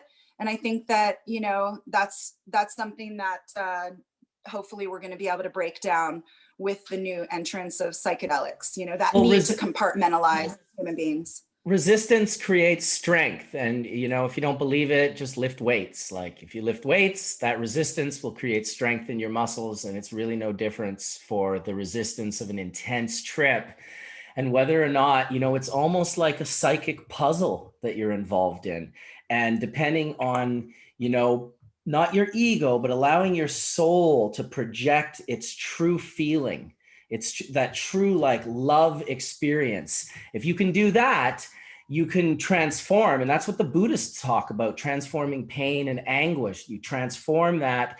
When someone passes on, you don't have to cry and be sad because you were happy they were here and you know they're not actually gone. They've just transformed. It's a different filter of looking through. And so, yeah, huge props to that. And you know, it's like the big questions, and the reason why we have science, and the reason why we have all, you know, the Buddhists say that the greatest disease of humanity is the need to know why. And it's like, I think that more than anything, we're all just really wondering, where did we come from and where are we going? I mean, really and truly, everything else is noise and fluff in between. Everything that we're talking about is trying to give us little tiny tidbits of where we're going to go now that we're here. And it's so beautiful that plant medicine really helped us align with either A, giving us those answers, or B, helping us realize that those answers are not important at all, that we're here and that just being here is good enough. Yep. And no, that, for real. you know, helps open us to those possibilities. And big up Alec. Alec was wanting to say, and my man, what's up, Ganja Gill in the house today. Welcome, guys. I just wanted to jump in real quick on the Terrence McKenna conversation, bless his soul, and yeah, Dennis McKenna too. Those dudes are legends.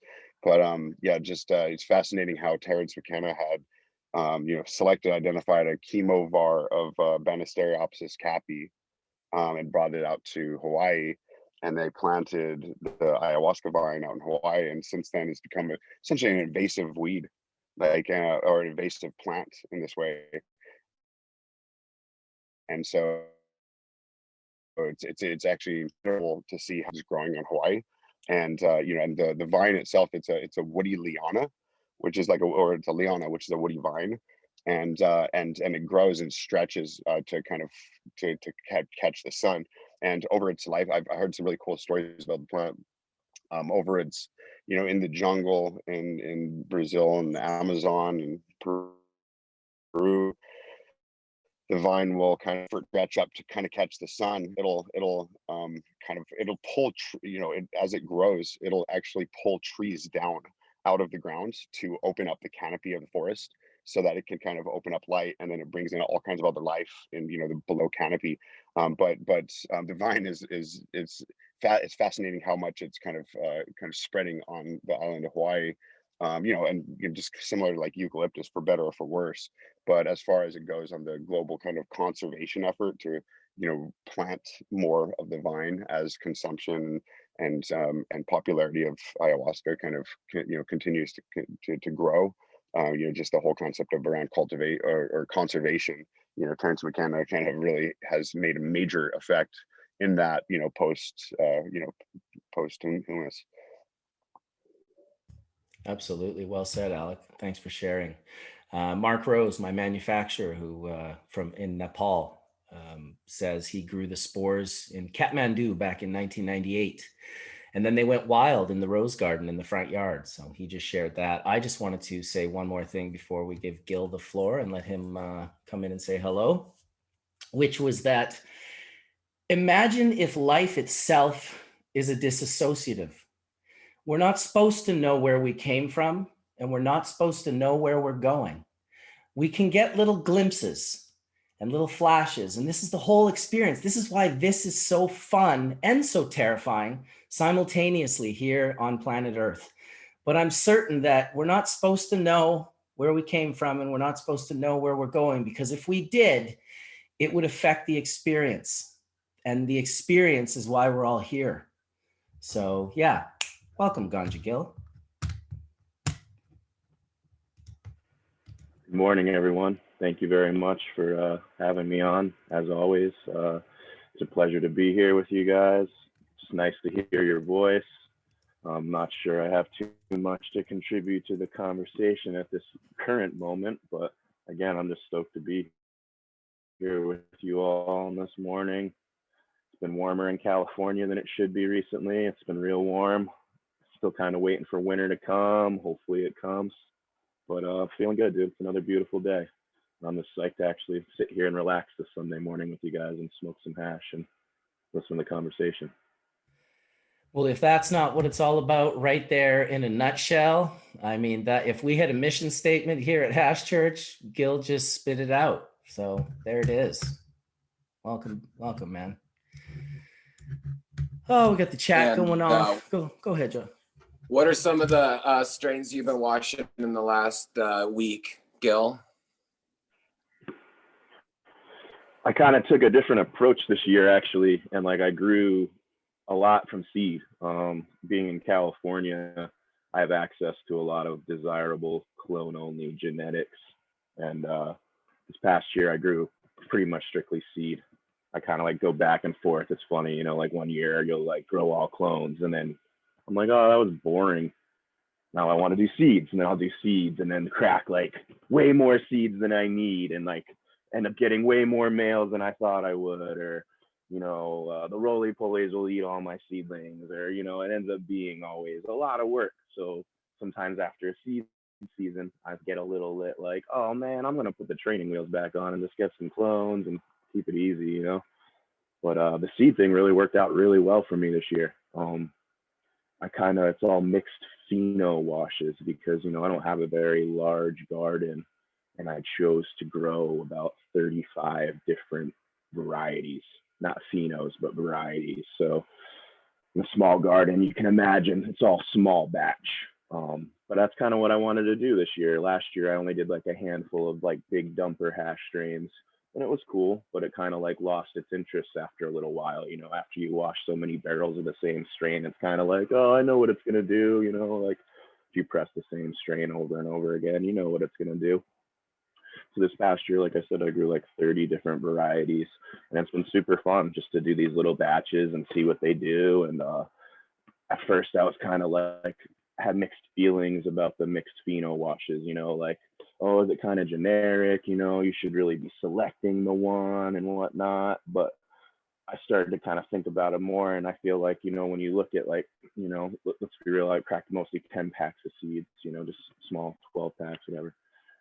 You know, in a 10 pack, you'll probably feel like, you know, half of them will lean towards the mom, half of them will lead towards, you know, the dad, and, you know, a few come in between. And I started to think about it, and I'm like, oh, well, that's kind of a good representation of the actual, the cultivar, because it's like got a little bit of this, got a little bit of that, it's pulling from all of it, you know? So maybe it's not so much generic as much as it's like a pretty good representation of it. And it's been working really well yield wise. It's definitely interesting to watch the different quality of resins interact with one another in the same bag. You know, you can definitely see certain resins kind of starting to dissolve the other one, but it's worked out really good, and it's been really fun. And I've been doing a lot of papaya crosses. Papaya is really popular in California this year, so did a lot of papaya stuff. That kid Masonic down in Compton, he just dusts everything with the same male, that Wilson male he has. Wilson is papaya times banana OG crossed with Tropicana Cookie F2. And it's just a real solid male that he hits everything with. And I definitely cracked a bunch of seeds from him, and they all did really well, man. They all were tropical island, cocktail fruit, pineapple, banana terps, you know, which I like funk myself. I'm really into the gas stuff, but it seems like my area, California, really likes that fruity terp stuff. And I don't know, you kind of keep the people happy and whatnot. But yeah, just this week I watched some Chem D cross with Dayglow from someone out of Colorado. It was really, really good, did really great. Then I did the Chem D to Purple OG. That one came out purple. It was really cool to see the purple resin, but like didn't really yield well. what else do I got in the freeze dryer right now? I got Wilson Zero in there right now, which is original Wilson from Ani Noodles, which is just his original Wilson, the banana OG papaya Tropicana. That's in the freeze dryer right now. Looking really good. Is this a fish head that's naming these strains Wilson? So that's so funny that you say that, because it's not, believe it or not. I always thought the same thing, and I told them that. I'm like, you guys know about the Wilson tune? And like, most of them don't. What it is it's, again, banana OG papaya Tropicana cookie. So it smells like a tropical island. So I guess from that movie Castaway, I never saw it myself, but it's got what's his name? Tom Hanks in it. Volleyball. Wilson right? ball. Was the Wilson Yeah, so that's volleyball. Right. yeah, that's where the Wilson comes from, supposedly, I guess. Yeah, How funny. island chirps. Is that Wilson with 19 L's? Sure. Wilson. I don't know about that, Marcus. As far as I know, like I said, it's the one from Ani Noodles. I was just being silly. Like I said, from what? Oh, okay, I'm sorry, dude. If you ever heard Fish sing the sorry, over song, my head. Wilson, there's about 19 L's in there. Well, there you go. Now I understand. Sorry. Yeah. Sorry. They don't spell it that way, though. I wanted to mention, in regards to you talking about mixed cultivars and kind of the difference, and I'm sure Sam will probably want to tap in here at one point, because back in the day, and I don't know if this was pre-71 or when, Sam, but was there not like a time where in Afghanistan they were growing type 1 and type 2 plants, having that sort of selection? It was reminiscent when he started talking about like mixing all the phenos from a seed batch in, and how I can kind of see us getting there as we go into this isolating cultivars, isolating resin gland heads, to the point where we may do a full circle. And now it's like, you know what? I want to run this whole field into hash, and I want to create a profile, probably one that's never going to be recreated, but something that would still have its place and be considered special by any accounts. I would love to see that happen. And as you were talking about throwing in multiple, all the different phenos to really get an idea. Yeah, full field, full field, fresh frozen, full field. Yeah. Be nice. I'm going to shift our grow outside next year into more strain selection, many phenos, same thing we're talking about. It was interesting to hear Gil talking about it. I could see getting bored with it also, perhaps, but I am interested to see whole bed sets just go to one strain type from my breeding, with my Sharp for sure, and then some headband Shoki that I just bred to are just dropping amazing amounts of hash and really good quality, and I just want to lock in more on the terpene profile to match up to it, up to the dump. So yeah, I like that you're rocking the headband still. I mean, that's such a beautiful strain, over the years, and there are just holy grail varietals of it. Yeah, it's holy grail. Beautiful. It's like a breeding cornerstone for even things like my gas mask completely lends to that. The Mac and the kosher don't hurt, but it definitely goes back to the headband grease that we pull. And then to go back to the bubble bags, that's like just pulling this greasy dank resin. We just washed a couple whole plant from the greenhouse for cured resin, dry flower wash from Sungrown. And it's air dried, but the nugget, like the 90 to 120 coming off, is so goopy that it has more oxidization on the crust, outside of the bubble, nuggets that you can barely do anything. If you look at them, they melt. And it was both the diesel band, the headband just dropped it like that. The D band came out a lot lighter, less oxidization, seemed like a little bit more quality grow.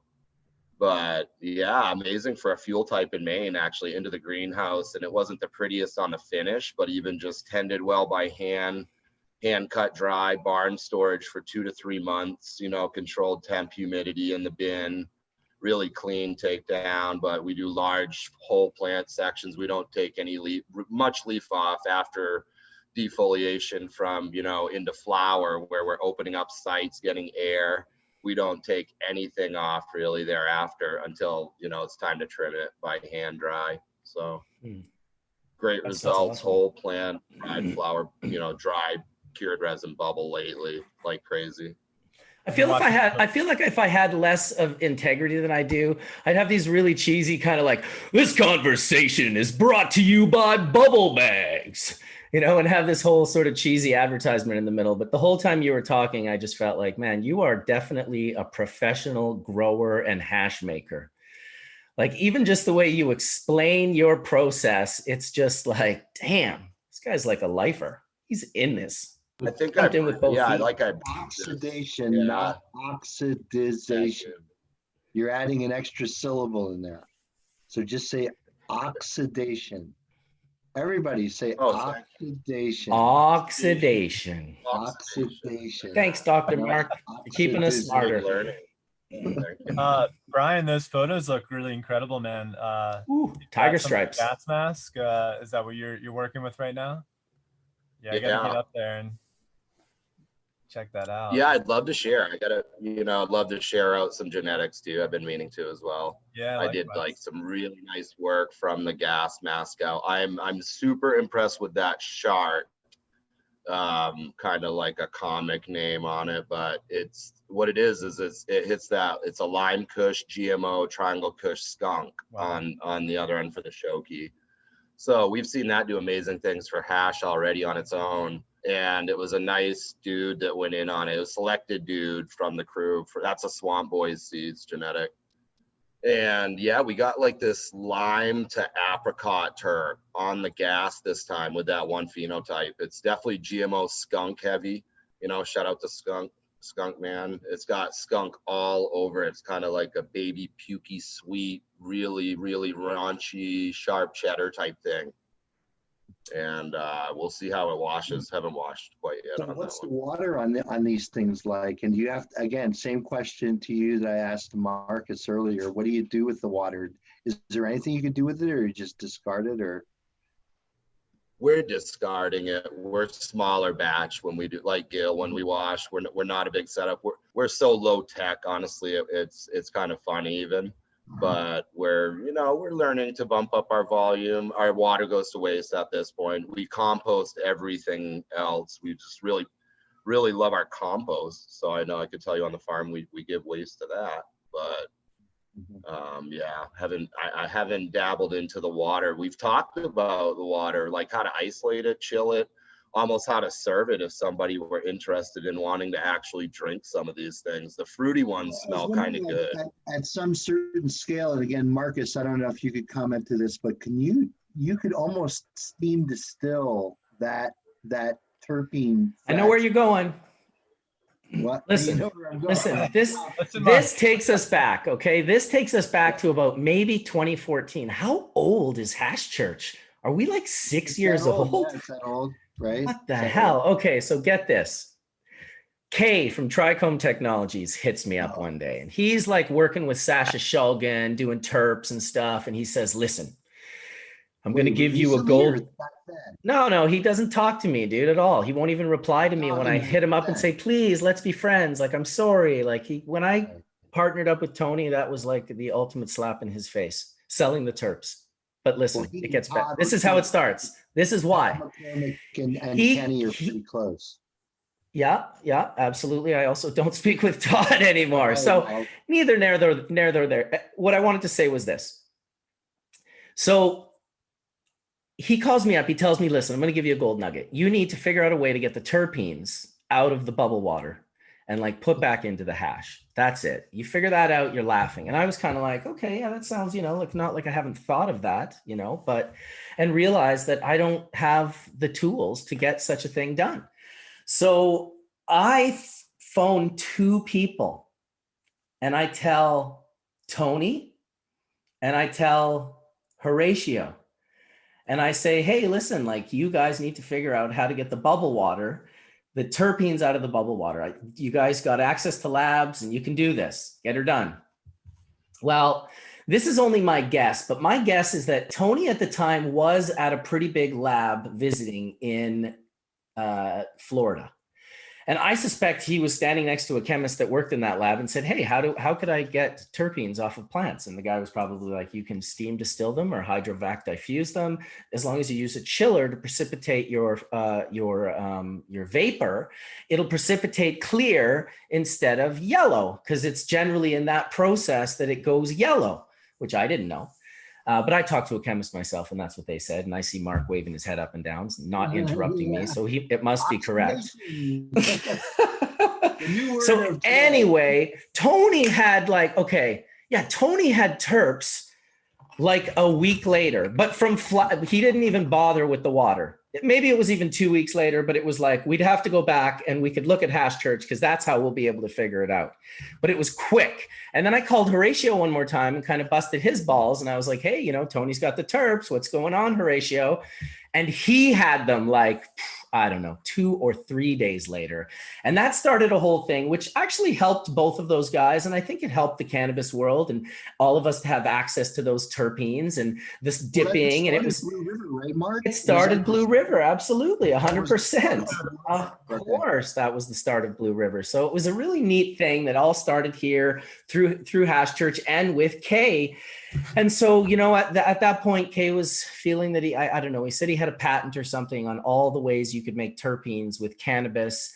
And it just all went bad. I felt really terrible about it because now I don't really speak to any of those guys. And I kind of had, I had love for all of them. I enjoyed talking with Todd. I enjoyed talking with Tony. I enjoyed talking with all of those guys. And so Kay, especially Kay, I'd known for almost 20 years. We wrote for Red Eye Magazine together back in the day when Nick was still alive and doing that. So sometimes life plays out the way it does. You can only help to figure it out and heal. So I'm sure there'll be a time in life where we can hopefully come to that point where it's just like, because I know I play a part in it. I don't pretend to think that I don't. Go ahead, Colin. You guys will come back together, man.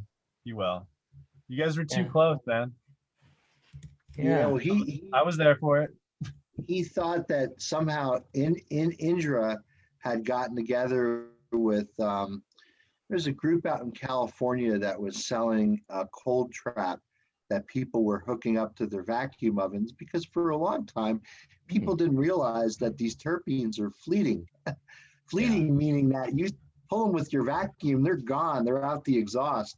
And so if you cold trap that, and I don't know if you remember this episode, Mark, there was an episode of Hash Church where Tony was sitting in the lab for that episode, and he had the cold finger in the back, but he was like really kind of like hush hush about showing exactly how he got this. And we see he had a couple vials in front of him that he was dabbing, but he didn't want to show his tech when, it was funny because you're absolutely right. The way you recall this timeline was absolutely correct, because I had several multiple hour-long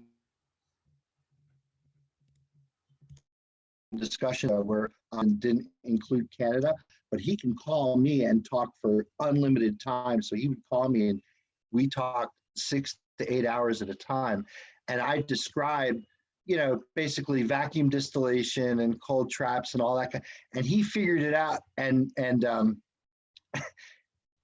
I shared a lot of this with Tony, because actually my coming on to Hash Church was at Horatio's insistence, because Tony was trying to talk shit on this whole terpene isolation thing. And Horatio was sending me Facebook messages saying, Mark, you got to come on. Tony's talking shit on Hash Church again. You got to come on and set him straight.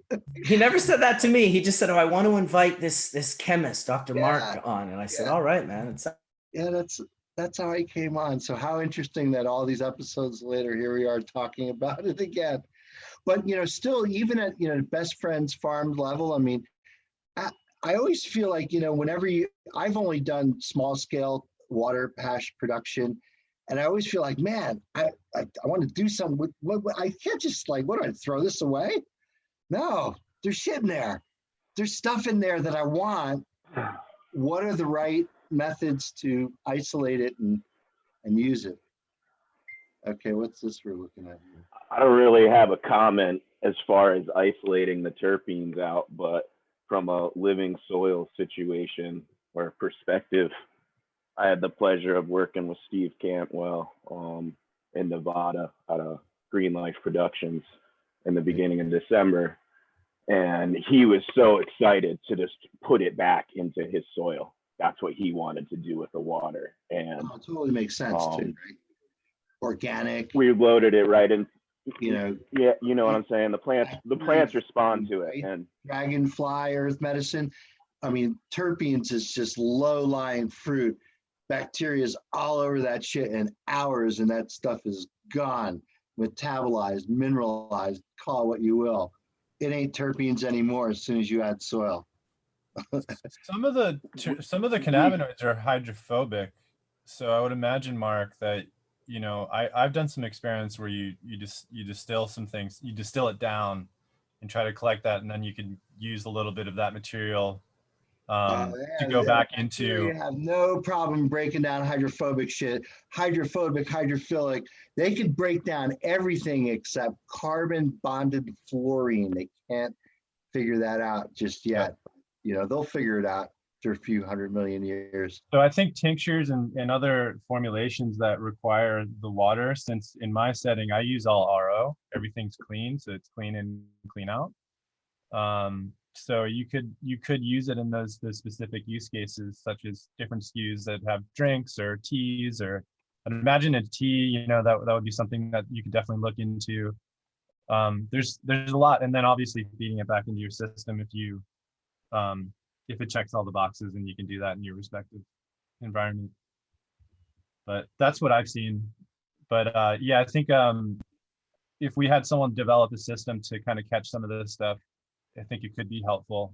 I would imagine that would have a limited shelf life. Like you couldn't just formulate it into, say, like a drink. And again, just to go back to the GMP discussion, trying to standardize production on basically a waste product, something that's going to vary from batch to batch, have inconsistent level of terpenes because some things are more terpene rich than others. So not only will the terpene profile of what's in the water is going to change, but the amount's going to change. And for most farms, it may not be worth it. Again, just to return it back to the soil is just a great utilization for it.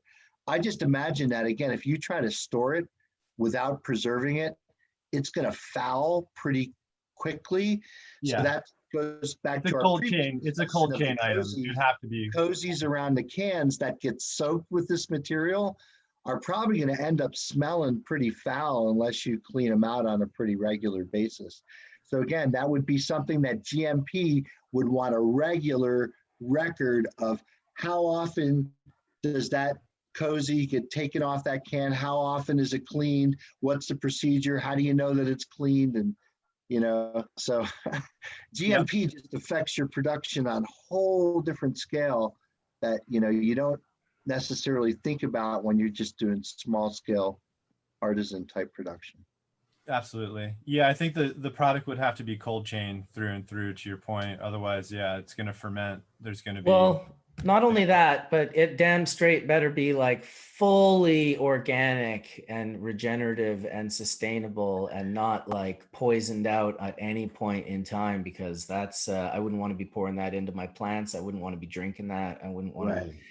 I mean, definitely it's drinkable, like right out of the thing. You can just drink the water. I mean, and in a regenerative sense, right? Like that's the whole thing. You're just like, oh my God, I just made tea. Thank you. I'm going to drink this, But you can. We've carbonated it before too, and made like beautiful carbonated hash water out of it and served it up in gorgeous little champagne flute.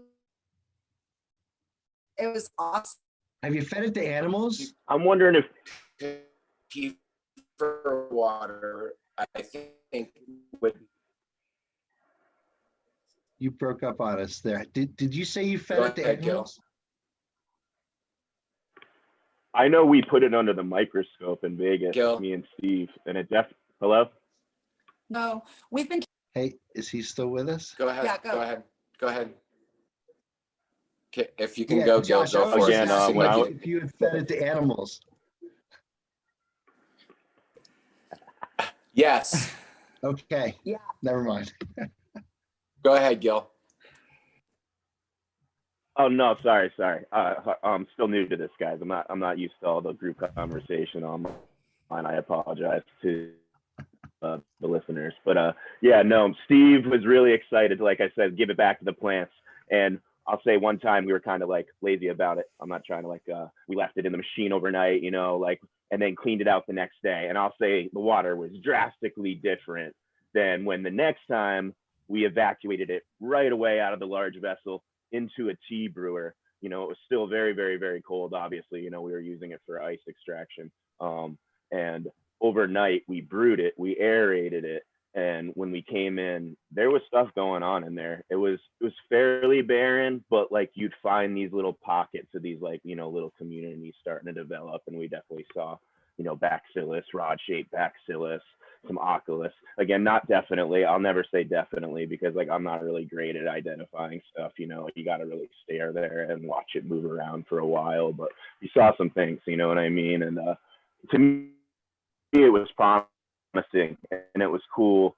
Obviously, you can't really see terpenes under the microscope per se. You know, you're just seeing the biology, but the plants respond to it instantly. Like when he foliar sprayed it, you see the plants love it. He watered it in. I thought it was cool. He was really into it. To me, it's just a way to keep, you know, the loop closed. Definitely. Do something with the water rather than nothing. But again, I'm sure Mark can tell us some more stuff or tell me what I just said was possibly wrong.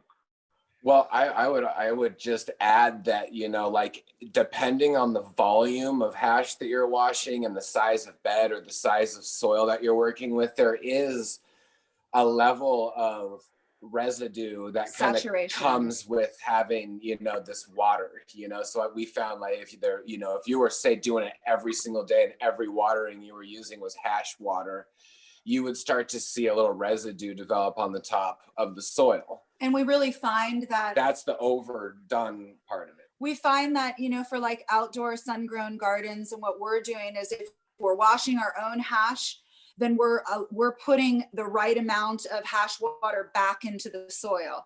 If we were to be taking other people's hash or other people's material and turning it into hash water, maybe it would be too much. But it seems like in a garden closed loop situation, if you're washing your own plants, then absolutely you got to put all of that water back into the soil. We've been like drawing 1,000-foot, 2,000-foot hoses forever from our washing stations just to make sure that every single greenhouse is hit. We do it all year long. Even now we'll be gravity feed hoses will just go from our, you know, hash station down to the next greenhouse and whatnot. And we're just locking in, you know, that water. But I do agree that water definitely needs to be used fresh. It's like cold pressed juice. You know, it's not something that you let sit around because it's living, especially if you're using fresh frozen. If you're using fresh frozen, then you're getting a lot of that bacteria and fungi and things that are in the plant, you know, in the water. And then when you use it, I think that would be really smart to maybe use kefir crystals and do some kind of a kefir water fermentation with that. Another thing I would say is that we tried to use the leaf afterwards because it's really easy to put the leaf back into a compost system or some kind of, you know, top dress. And that's a beautiful thing. But then I was like, oh, we should try and make bokashi from it. You know, so let's try and ferment it with lactic acid bacteria so that we can lock in this green living nutrient, you know, with this lactic acid. But then we found it got really sour fast and there was a lot of water in it. So then we said, oh, let's take the leaf and let's put it in an apple press and press all the water out of it to try and get it as dry as possible. So we were making these like leaf pucks in the apple press and then pulling them out and then aerating in it. And it was like, oh, it was really nice. But then we found we still needed to use like half organic bran or some kind of sawdust in with the green leaf in order to get pseudo fermentation. Because once you started putting that leaf back into a closed system, some type of bag or some kind of thing, and try and ferment it, bokashi, for future fermentations, it would just sour off because too much water. it would have the anaerobes would come and overtake. So you needed that dryness, and then a little bit of like either sawdust or some kind of brown material, and then saturate that with some kind of lactic acid bacteria or EM or some kind of fermenting. And that was the way we had success from turning the leaf into a bokashi. And bokashi is just any bran or any leaf fermented. That's just a blanket term for, locking lactic acid bacteria. And earlier, you guys were saying, how is it that we can really save these terpenes? Well, we feel like as cultivators, the way that we can save the terpenes is just give it back to the soil, because we've definitely noticed, since we've been doing that for the last 15, I don't even know, we've always given back the water. It just always made sense to us. Our terpene profiles and our breeding and everything is just really well, especially in a Hugo culture, carbon-rich, carbon sequestration bed system. You're just like saturating with this green terp water, and this green terp water just wraps around all these rocks and sticks and stuff. And you're just like, oh hell yeah, that's my system. You know what I mean? And it just turns into future crystals. I mean, hopefully we have crystals in the soil to charge up the crystals in the plant, because they're all crystals. And so that's the thing. Now we're going to start seeds really soon. We should really think about starting seeds on crystals. And feeding it with your hash water right from the very beginning. And so right from the germination, a little bit of hash water, because then you get to teach the plant where it's going to go later in life. Why not? Well, you're teaching the bacteria that's in between these chemicals and the plant where it's going, right? Right.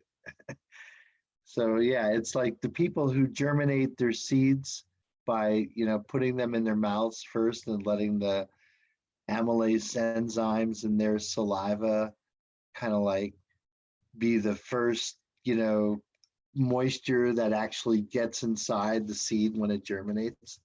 People think that, again, that's a way of sort of like personally putting your, sort of thing on the plant.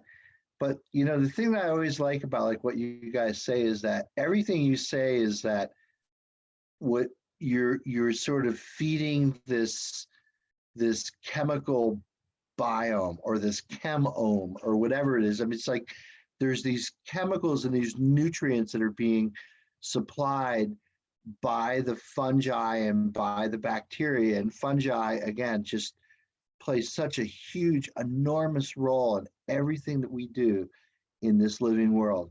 Fungi are just everywhere, right?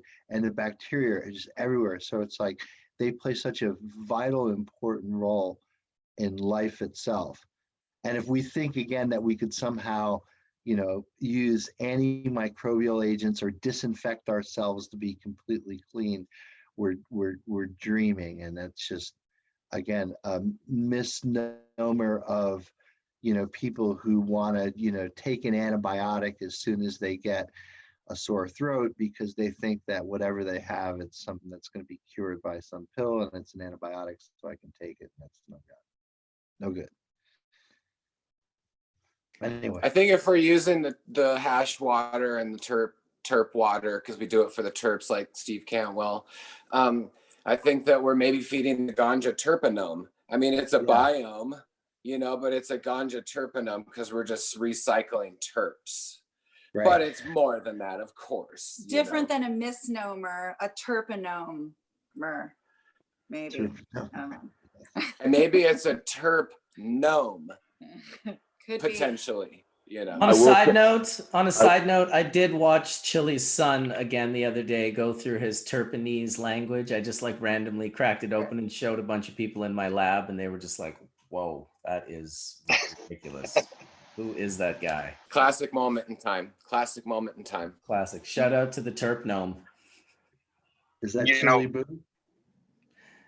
Chili. Are you talking about Young Terp? Young Terp, I am. Yeah. Yeah, no, that's awesome. It's really funny about that. I just cracked up so much, kind of, whenever that is just going off.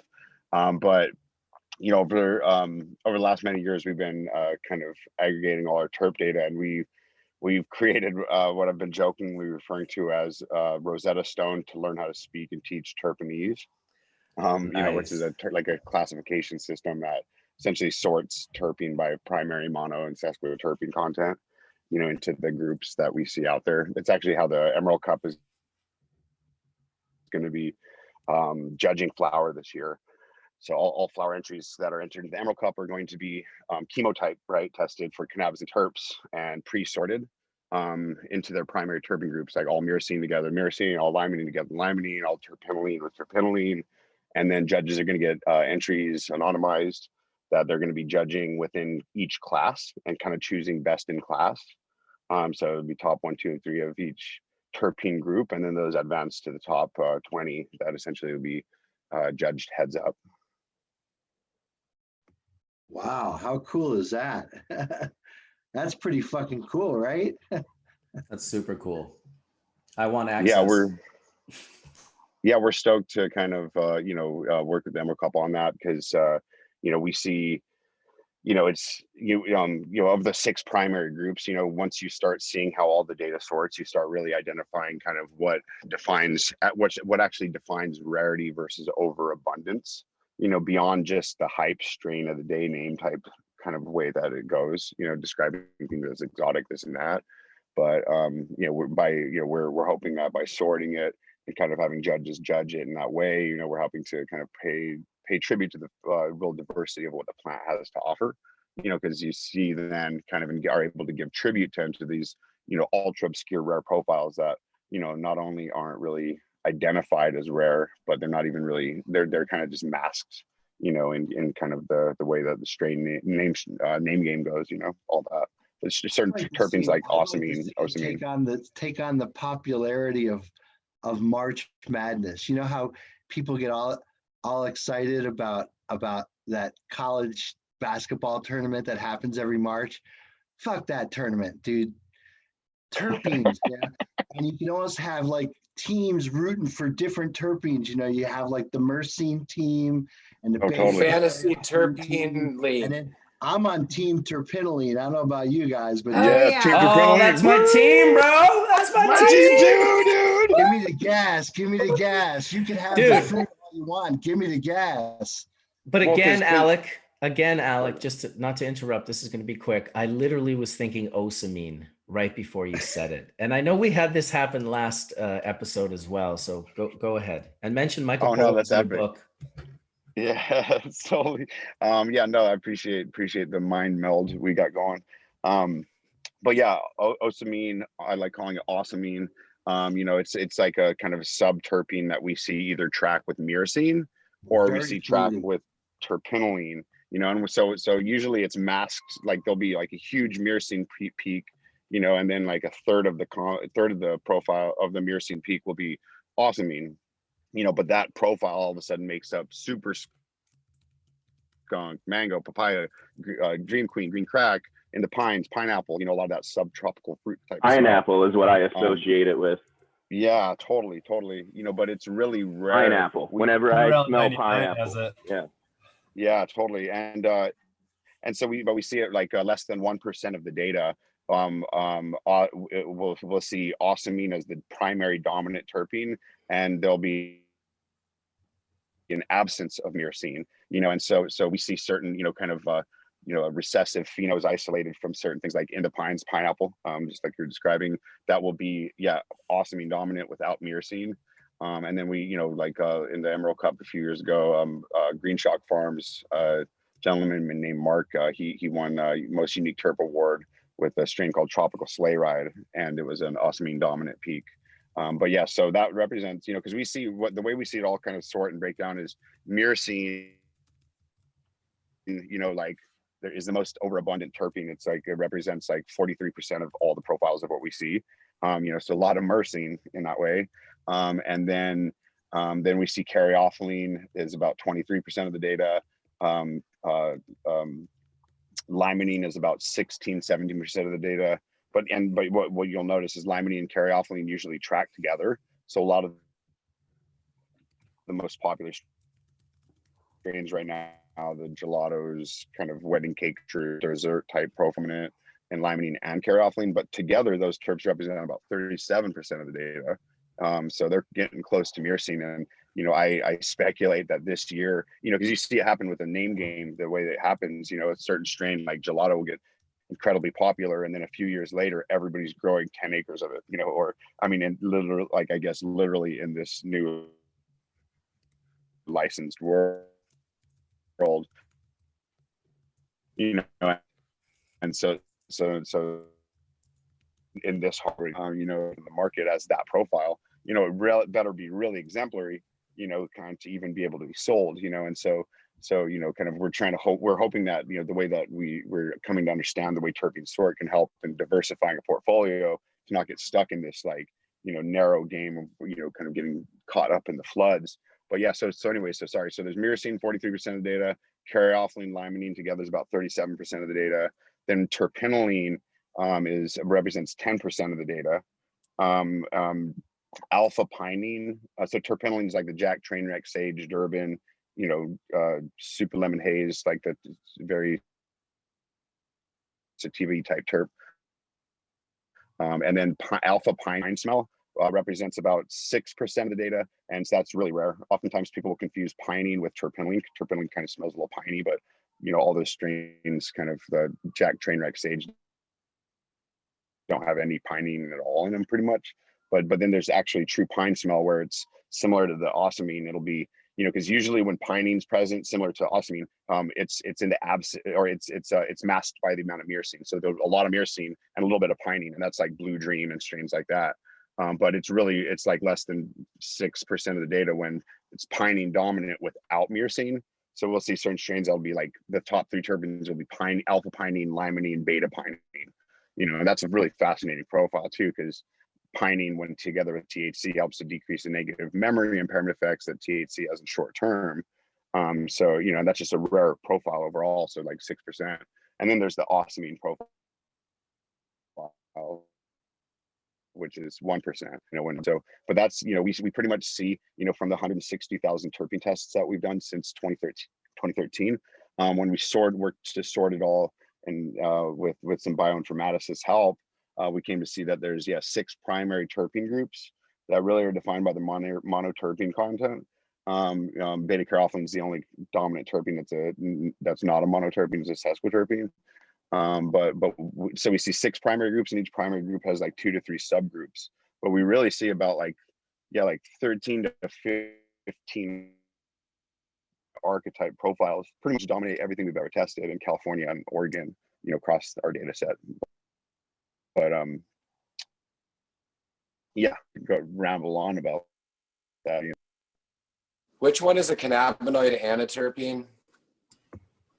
So beta caryophyllene, yeah, beta caryophyllene is a CB1 antagonist, but that doesn't mean it's a I guess, you know, again, you should draw the distinction not based on what biological receptors molecules bind to, but what the structures are themselves.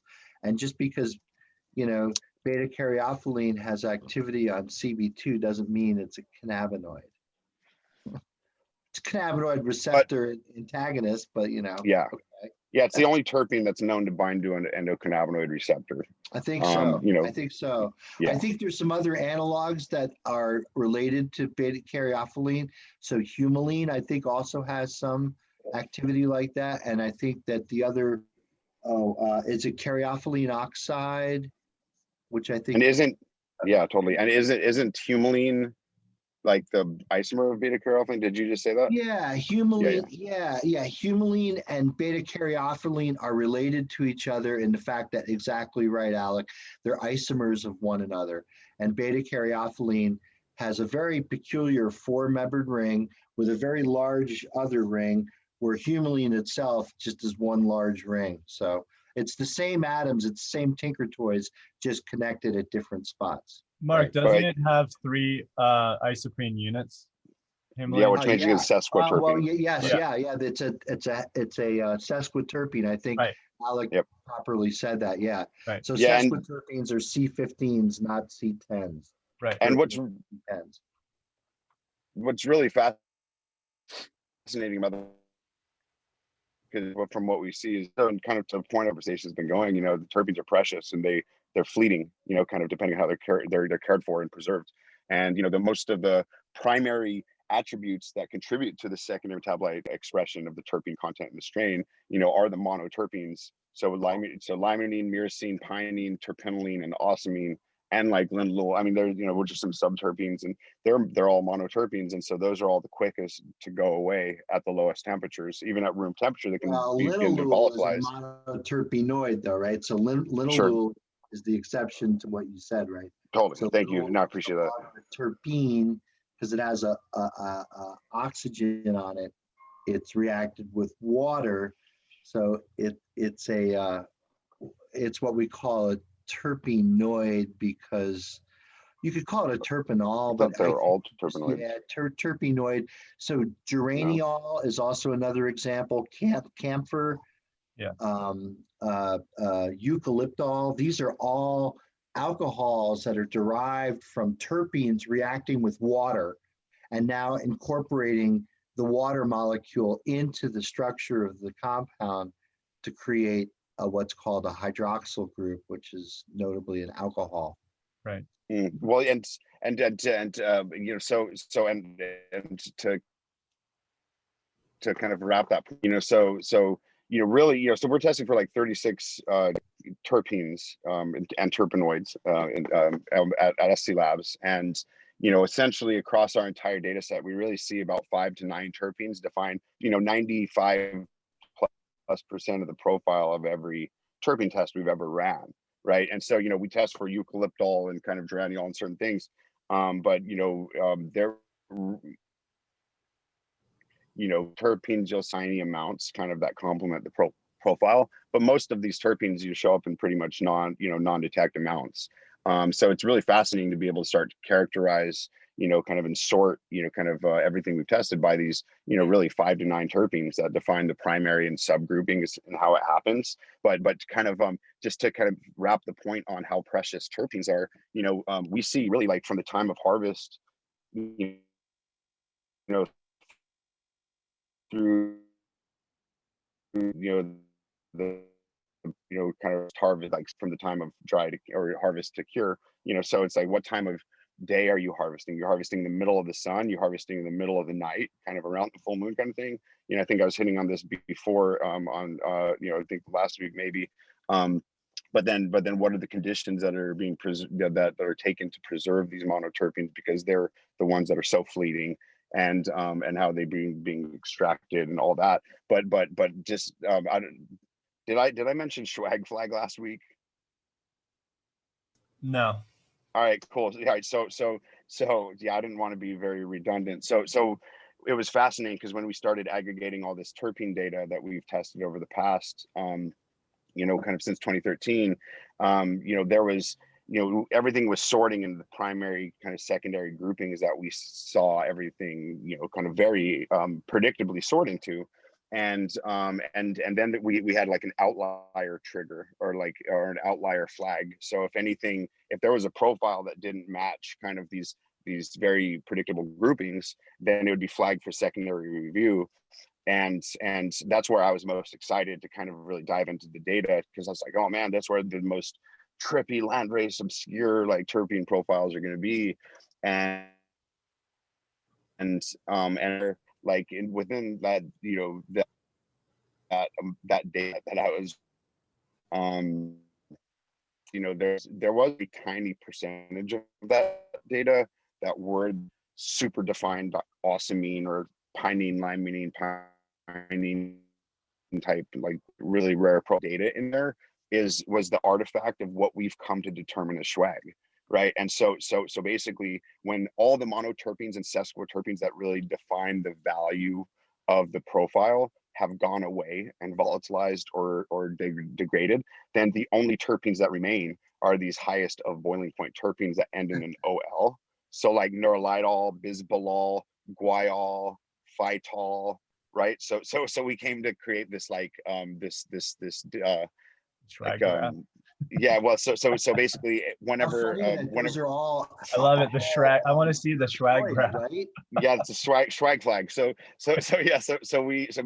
basically, whenever all the mono and sesquiterpenes are gone, there's a condition that we see, and it's basically it'll be total less than 0.5% total terpene content in the material, and the only terpenes that are high or kind of showing in the expression of the terpene profile are these terpenes. So yeah, so that's but we just thought that was really fascinating because it just kind of really dug into just our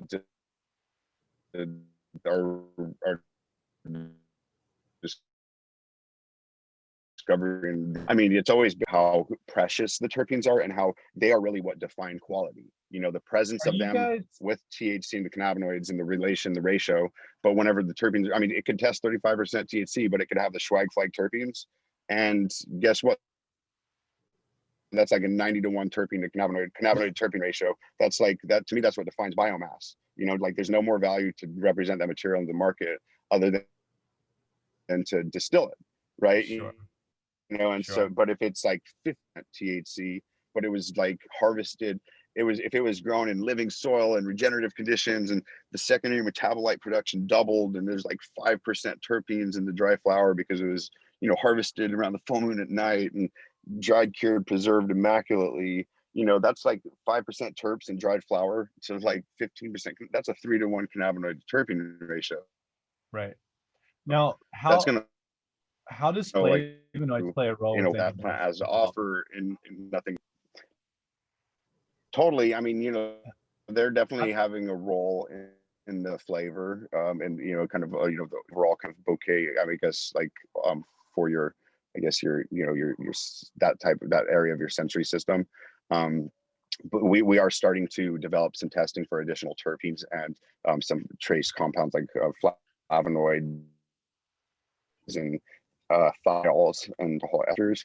But yeah, it's interesting because we see like of everything we've tested, we're separating and identifying the primary majority of everything that's there in the chromatogram. But by the time you will see these little unknown kind of tiny peaks, in the chromatograms of these certain things that we're not testing for, because each time we test terpenes, we have a runtime QC columns of over 90 minutes per test, per sample, and we do that so we can get as much separation of each compound so that we can see all the trait, so we have no co-illusion, and that we can make sure that each peak and each, is what we're actually testing for. But, from time to time, yeah, we do see these little certain trace peaks of certain compounds, and one of my partners, Jeff Gray, he kind of, it's interesting because he likens it to, if you're making a soup, and you have all these ingredients and spices, it's like, certain all things aren't created equal, because you can take a teaspoon of salt and throw it into the soup and maybe barely affect the taste, but you could take a teaspoon of cumin and throw it in the soup and it just completely changed the overall profile, right? And so even though these certain trace kind of compounds might not make up the profile, clearly they are having huge contributions to the overall, flavor and aroma. Certain things like, it's believed that like the gas, the fuely gas skunk terp are in fact skunk terps. Like thiols are skunk terpenes from skunk. And so, because you could take the OG Kush or Gorilla Glue or what have you headband profile, and you could recreate that, mixing botanical terps or what have you. You're not even getting close to the smell of that gas fuely kind of AC type profile. Right. Yeah, I've never. So it's any certain things maybe that are doing that. So it sounds to me like your correlation between harvest times, temperature, relative humidity in which your drying and your cure is play a major role in all the different varietals that you're seeing come through, and all the different tests that you're seeing across the board through the years. Now I have a question: Are certain varieties historically, just speaking broadleaf and narrowleaf, are you seeing the hybrids or certain varieties that come through test higher consistency? Because I would imagine that you're seeing many different types of quote unquote headbands come through, and many different types of test results come through because of all these said, points that you've brought up, such as, the medium, when you actually harvested, how long, it went for. Is there anything that you can share that you've seen that may point to a more, hey, you should do more of this and less of that? Well, so on the expression side of things within the plant, you know, I mean, that's where kind of I've so much like love and respect, you know, for the reality of the soil food web and Dr. Elaine Ingham and just how much kind of cannabis farmers have really put, you know, organic farming potential and how to grow plants optimally by understanding the soil microbiology. It's like that. I mean, I feel like Elaine Ingham's kind of received like saint status from, you know, cannabis farmers that have now brought her so much more legitimacy as a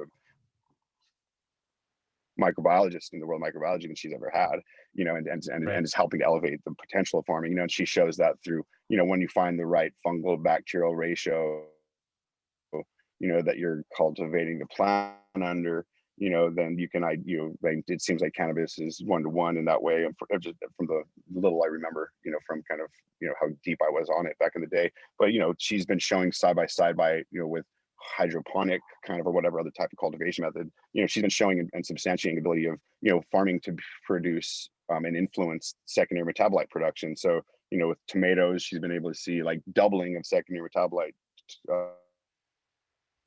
content from lycopene, you know, whenever you have this soil microbiome, you know, like really respected and worked out. Expression is going to, you know, the whole conversation around appellations of origin, you know, it's not just going to come down to regionality, or, you know, it's going to come down to the farm conditions specific and how the plants are being grown or how the, you know, soil conditions are being created. It's because there's that side of it. And then, you know, then there's the preservation side of it. You know, we're working with certain groups that are doing live rosin, harvesting, right? So they're, you know, they have the teams and they're going out in the fields and they're, you know, harvesting the plants and prepping them and kind of getting them in freezers immediately, you know, and it's kind of where, you know, we've been worked with them to where they're harvesting kind of in the middle of the night or, you know, early in the morning, right before the sun comes up, as opposed to, you know, in the middle of the, you know, peak heat of the afternoon. And, you know, we're just from kind of the return in the extraction process and just difference on the terpene content itself, you know, whenever there's these certain considerations around, you know, harvest time of, you know, around the moon cycle, around the, you know, just ensuring that the temperatures that you're exposing the plant to during time of harvest and then throughout the process of drying curing, you know, ever, you know, reaching these certain temperatures where you're going to be compromising the terps. Yeah, I always see, you know, you need to be around 68, relative humidity 55, or, you know, or throttling it. Really paying attention to the material is super, super key. There's no silver bullet to dry cure. It's all very, very specific to that time and that varietal, or that variety, I should say. So, hey, there was a question for you, Sam. Have you ever smoked isolated novel phytocannabinoids like 331-18B?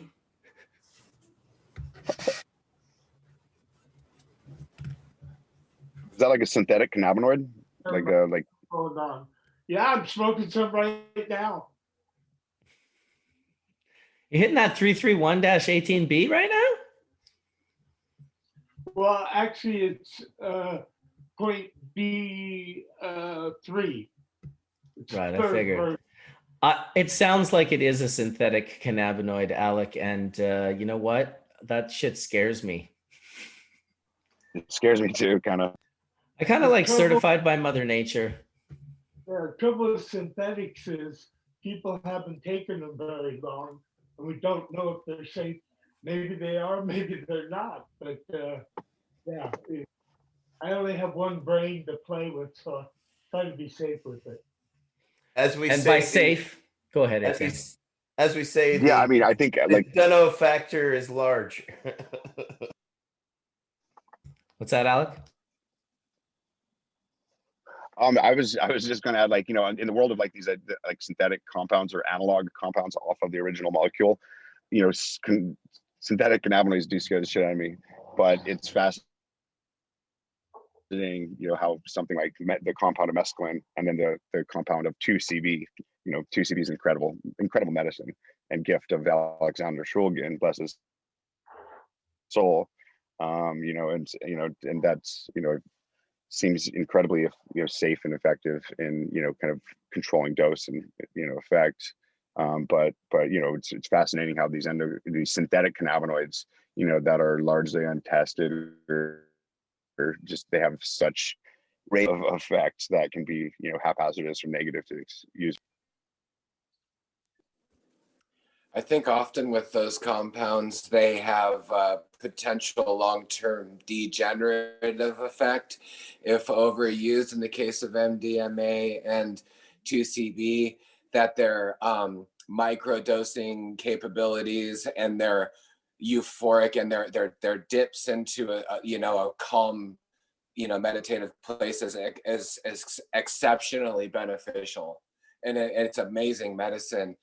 In the overuse of it, or say the non, you know, pharmaceutical ways that you may get it, can definitely have a degenerative effect on your neurological system. So I think it's always safe to say that the plant compound itself is going to be the one that's going to be healthy for your, you know, corrective, you know, therapy that you're looking for. Well, apparently the 3,3 whatever 18B was isolated by Dr. Didi Meiri from a plant in Technician Lab, Israel.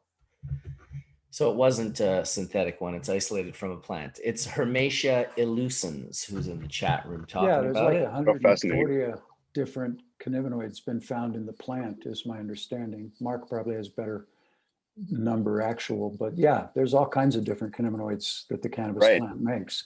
And I want to throw out that I think that the real beauty of the cannabis plant is that it comes with this whole soup of terpenes and other cannabinoids.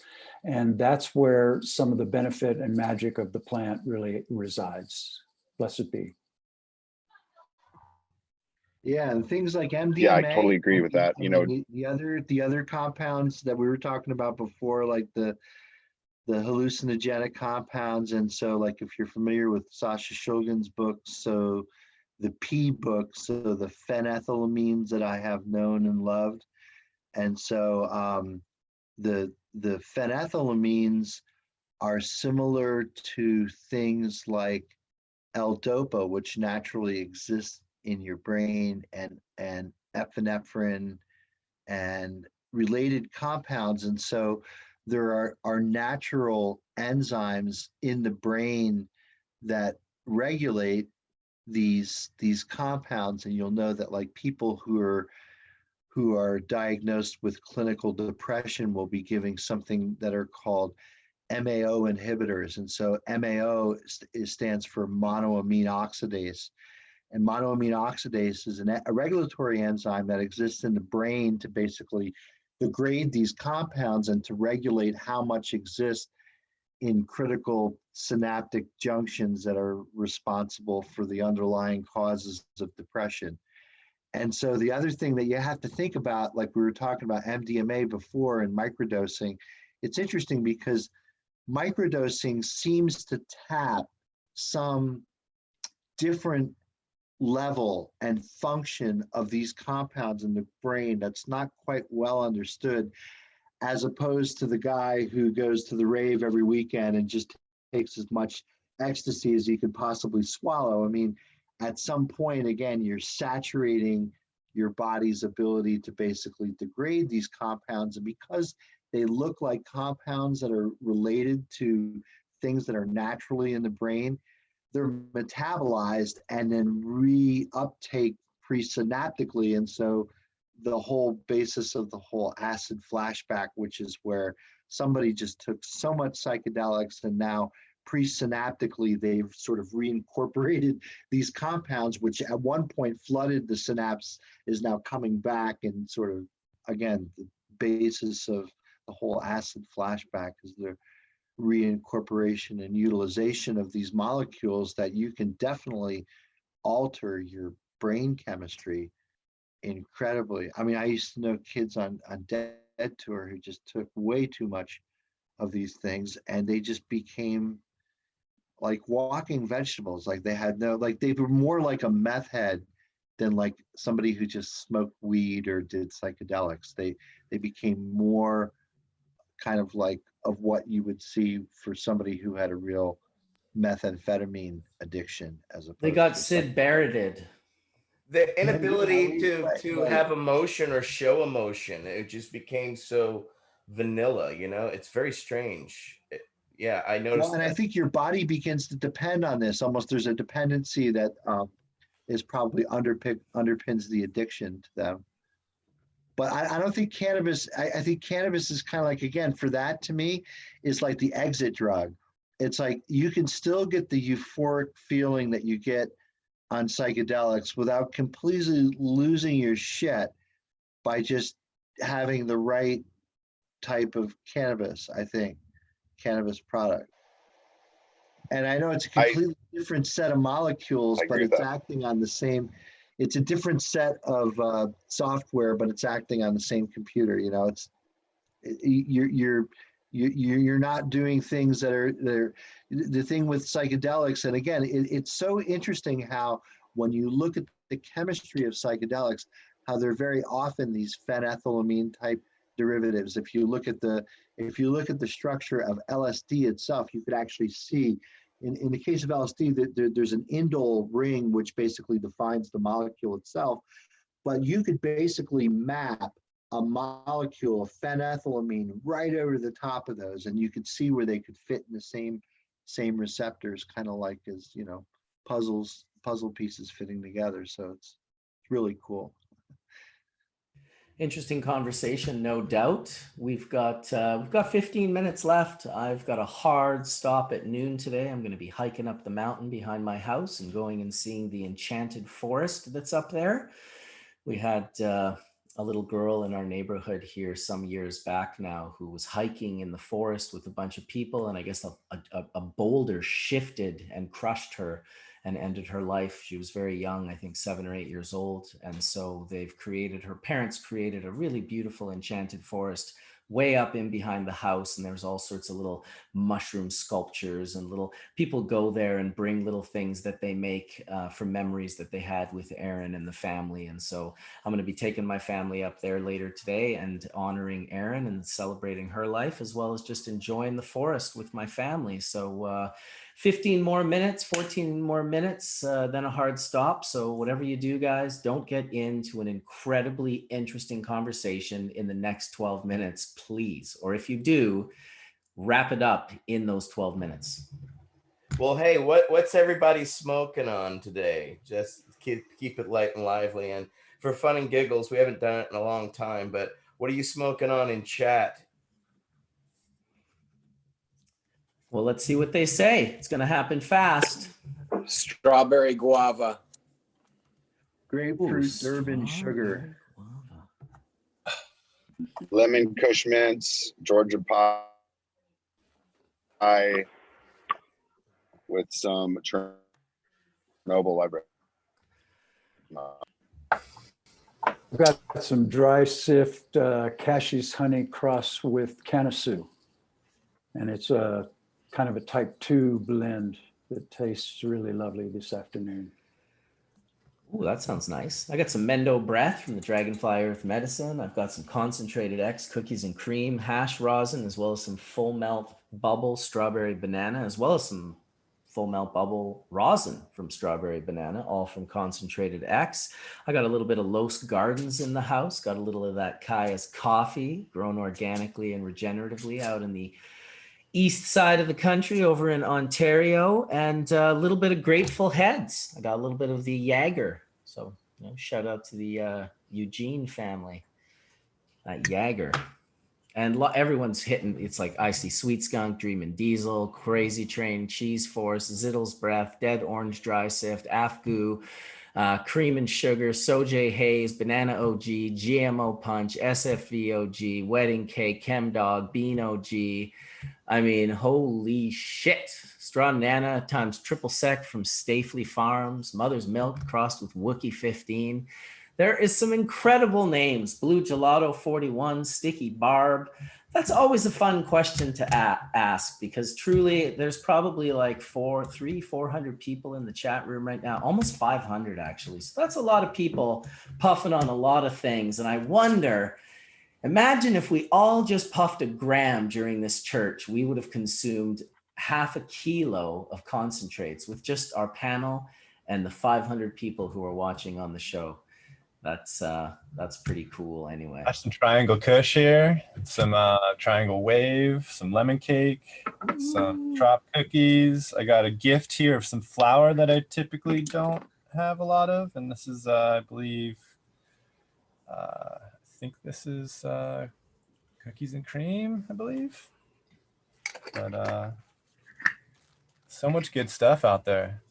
Super Silver Haze crossed with Great White Shark, Old School AK-47, Grinspoon crossed with a Neville's Haze, Bubblegum crossed with Bodega, GMO and Straw Guava, Larry Bird, Vanilla Frosting, Mac and Cheese Rosin, Creme de la Creme, Garlic Juice.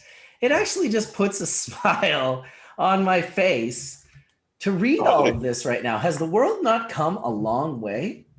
Mac and Really cheese. has, What am I missing here? It's the diversity of genetics and access that people have compared to, a decade ago, and to see all this, it's amazing. I love it. And thank you all for making it all happen, and all y'all watching it for perpetuating it. Y'all are awesome. Yeah, I got this great little run up here. I got Lindsay OG Kush, Wedding Cake, Girl Scout Cookies, Girl Glue number 4, and Bubba Kush. Like, that's just a nice little package. It's beautiful. Not too shabby, I will say, Johnny B. Not too Nice shabby. Package right there. Bigfoot, look at that. And I went to the local store and I picked up this OG Chem Dog, and you know what? It's OG Chem Dog. It's fire. Evergreen's hitting that skunk ran over by a blueberry truck with a burning tire. How's that?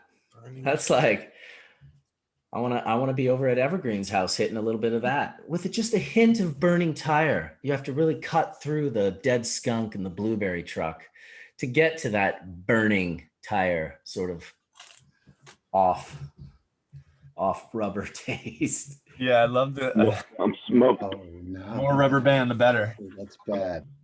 The more rubber band, the I'm better. smoking Listen, some guava punch. I could do a whole show on Alec talking about the terpenes and the groups that they fit into. Man, like I'm telling you, I'm sure that's probably, I really would love to see you standing in front of a board one day with them all written out and circles, and put a book out or something. Like, make that information available because it's priceless. And I personally will be going through everything you said later and kind of creating my own little graph with that, because there's value in that. Hey, I'll send you some cool stuff. We have a presentation vibe for sure. We just we've launched this like vital fact report. So when that's the foundation of a term classification system. Cool, man. Very cool. Hey, Alec, I know that they were, Emerald Cup is going to do an indoor certification as well. Are you all going to be having intake of that, not certification, indoor competition as well? Are you guys going to be able to intake with terpene ratios like that? Because that would be really phenomenal to see the differences of terpenes from the sun grown that you're working on, and then move over to an indoor competition with the terpenes. Is that in the mix coming up? Well, so we're terpene cannabinoid testing all flower entries across categories. So, and the Emerald Cup is doing indoor this year for the first time, and they are also kind of paying tribute and recognition to third-party certified organic type farms, kind of DEM certified and all those others around. And so it'll be really interesting, to kind of analyze and see both, from flower, grown indoor, sun grown, across, but just to kind of compare some of the data around terpene cannabinoid expression compared to the mean across all the other data. And yeah, super stoked to connect and share more about that. I'd love to show you some more on this terpene system too. So I'm super into seeing some like Alex Gray style Sacred G, like meta terpene cannabinoid art, you know, where we start seeing where the terpene profile over Fire. Whoa. But anyway, the terpene profile overlapped over the cannabinoid and how that creates the effect. Because it's not just, you know, a high terpinolene makes you feel a certain way, because it's mixed with the cannabinoids. So really it's like this total shamanic fractal medicine that we're dealing with. Because like in Gil's case, for someone who's, you know, say growing from all seed, you know, every one of those plants are going to have some fractal epigenetic difference, you know, and it would just be really cool to be able to overlap the two. I don't know, you know. And then also breed with, you know, putting terpenes out front, breeding in accordance with terpenes, because I think it's really interesting that we took our 2 highest limonene / terpinolene strains on the property, and it came out like so not lemony, just like awesomine, really earthy, gassy every single time, no matter what. So it'd be really awesome to talk about like the marriage of the terpenes and then what they turn into. But maybe that's the great unknown of genetics and breeding. It's too. the great unknown, but it's also, you're kind of creating the terpeta stone, you know, for us to be able to speak terpenes. Yeah. You know, so we look to you for guidance. Yeah, thank you Thank for you. being there for us. Alec, we love you. Yeah, that's awesome. Likewise, Terpenes. likewise, going to wrap more. Terpenes. Kelly, I noticed a difference from growing a lot of these East Coast, you know, ChemDog sour indoor and outdoor. A major difference in profiles from outdoor to indoor. Sour diesel might be one of the hardest varieties to actually grow well indoors, from growing a lot of it over a long period of time. And I prefer the outdoor, to be honest, and greenhouse grown version of it. It's there's nothing else quite like it, to be honest. And I stand behind that. I have to try that then. Yeah, it's fascinating, but I see it. I see it. Well, I say it's been a wonderful show. I sure appreciate everyone for coming in and hanging out, from Ganja Gill to Etienne Fontaine to Skunkman Sam and Johnny B to Colin and Brian over at Best Friend Farms, Dr. Mark in the house, Kelly and Josh from Dragonfly Earth Medicine, Alec from SC Labs breaking it down for us, and of course, Mr. Wade Laughter, one of my favorites. Just being in the room, he sets a tone, and I just sure appreciate him as a human being, as I do all of you. In fact, as well, all the people who are in the chat room hanging out and sharing our time right now. Thank you all so much for hanging out for us. Hash Church 3.0, episode 14. Let's do it again next week. Make it episode 15. Just keep doing it. Peace out, everybody. Thanks for coming. Good love. Peace, y'all. Everybody, thank you. Blessings. Peace.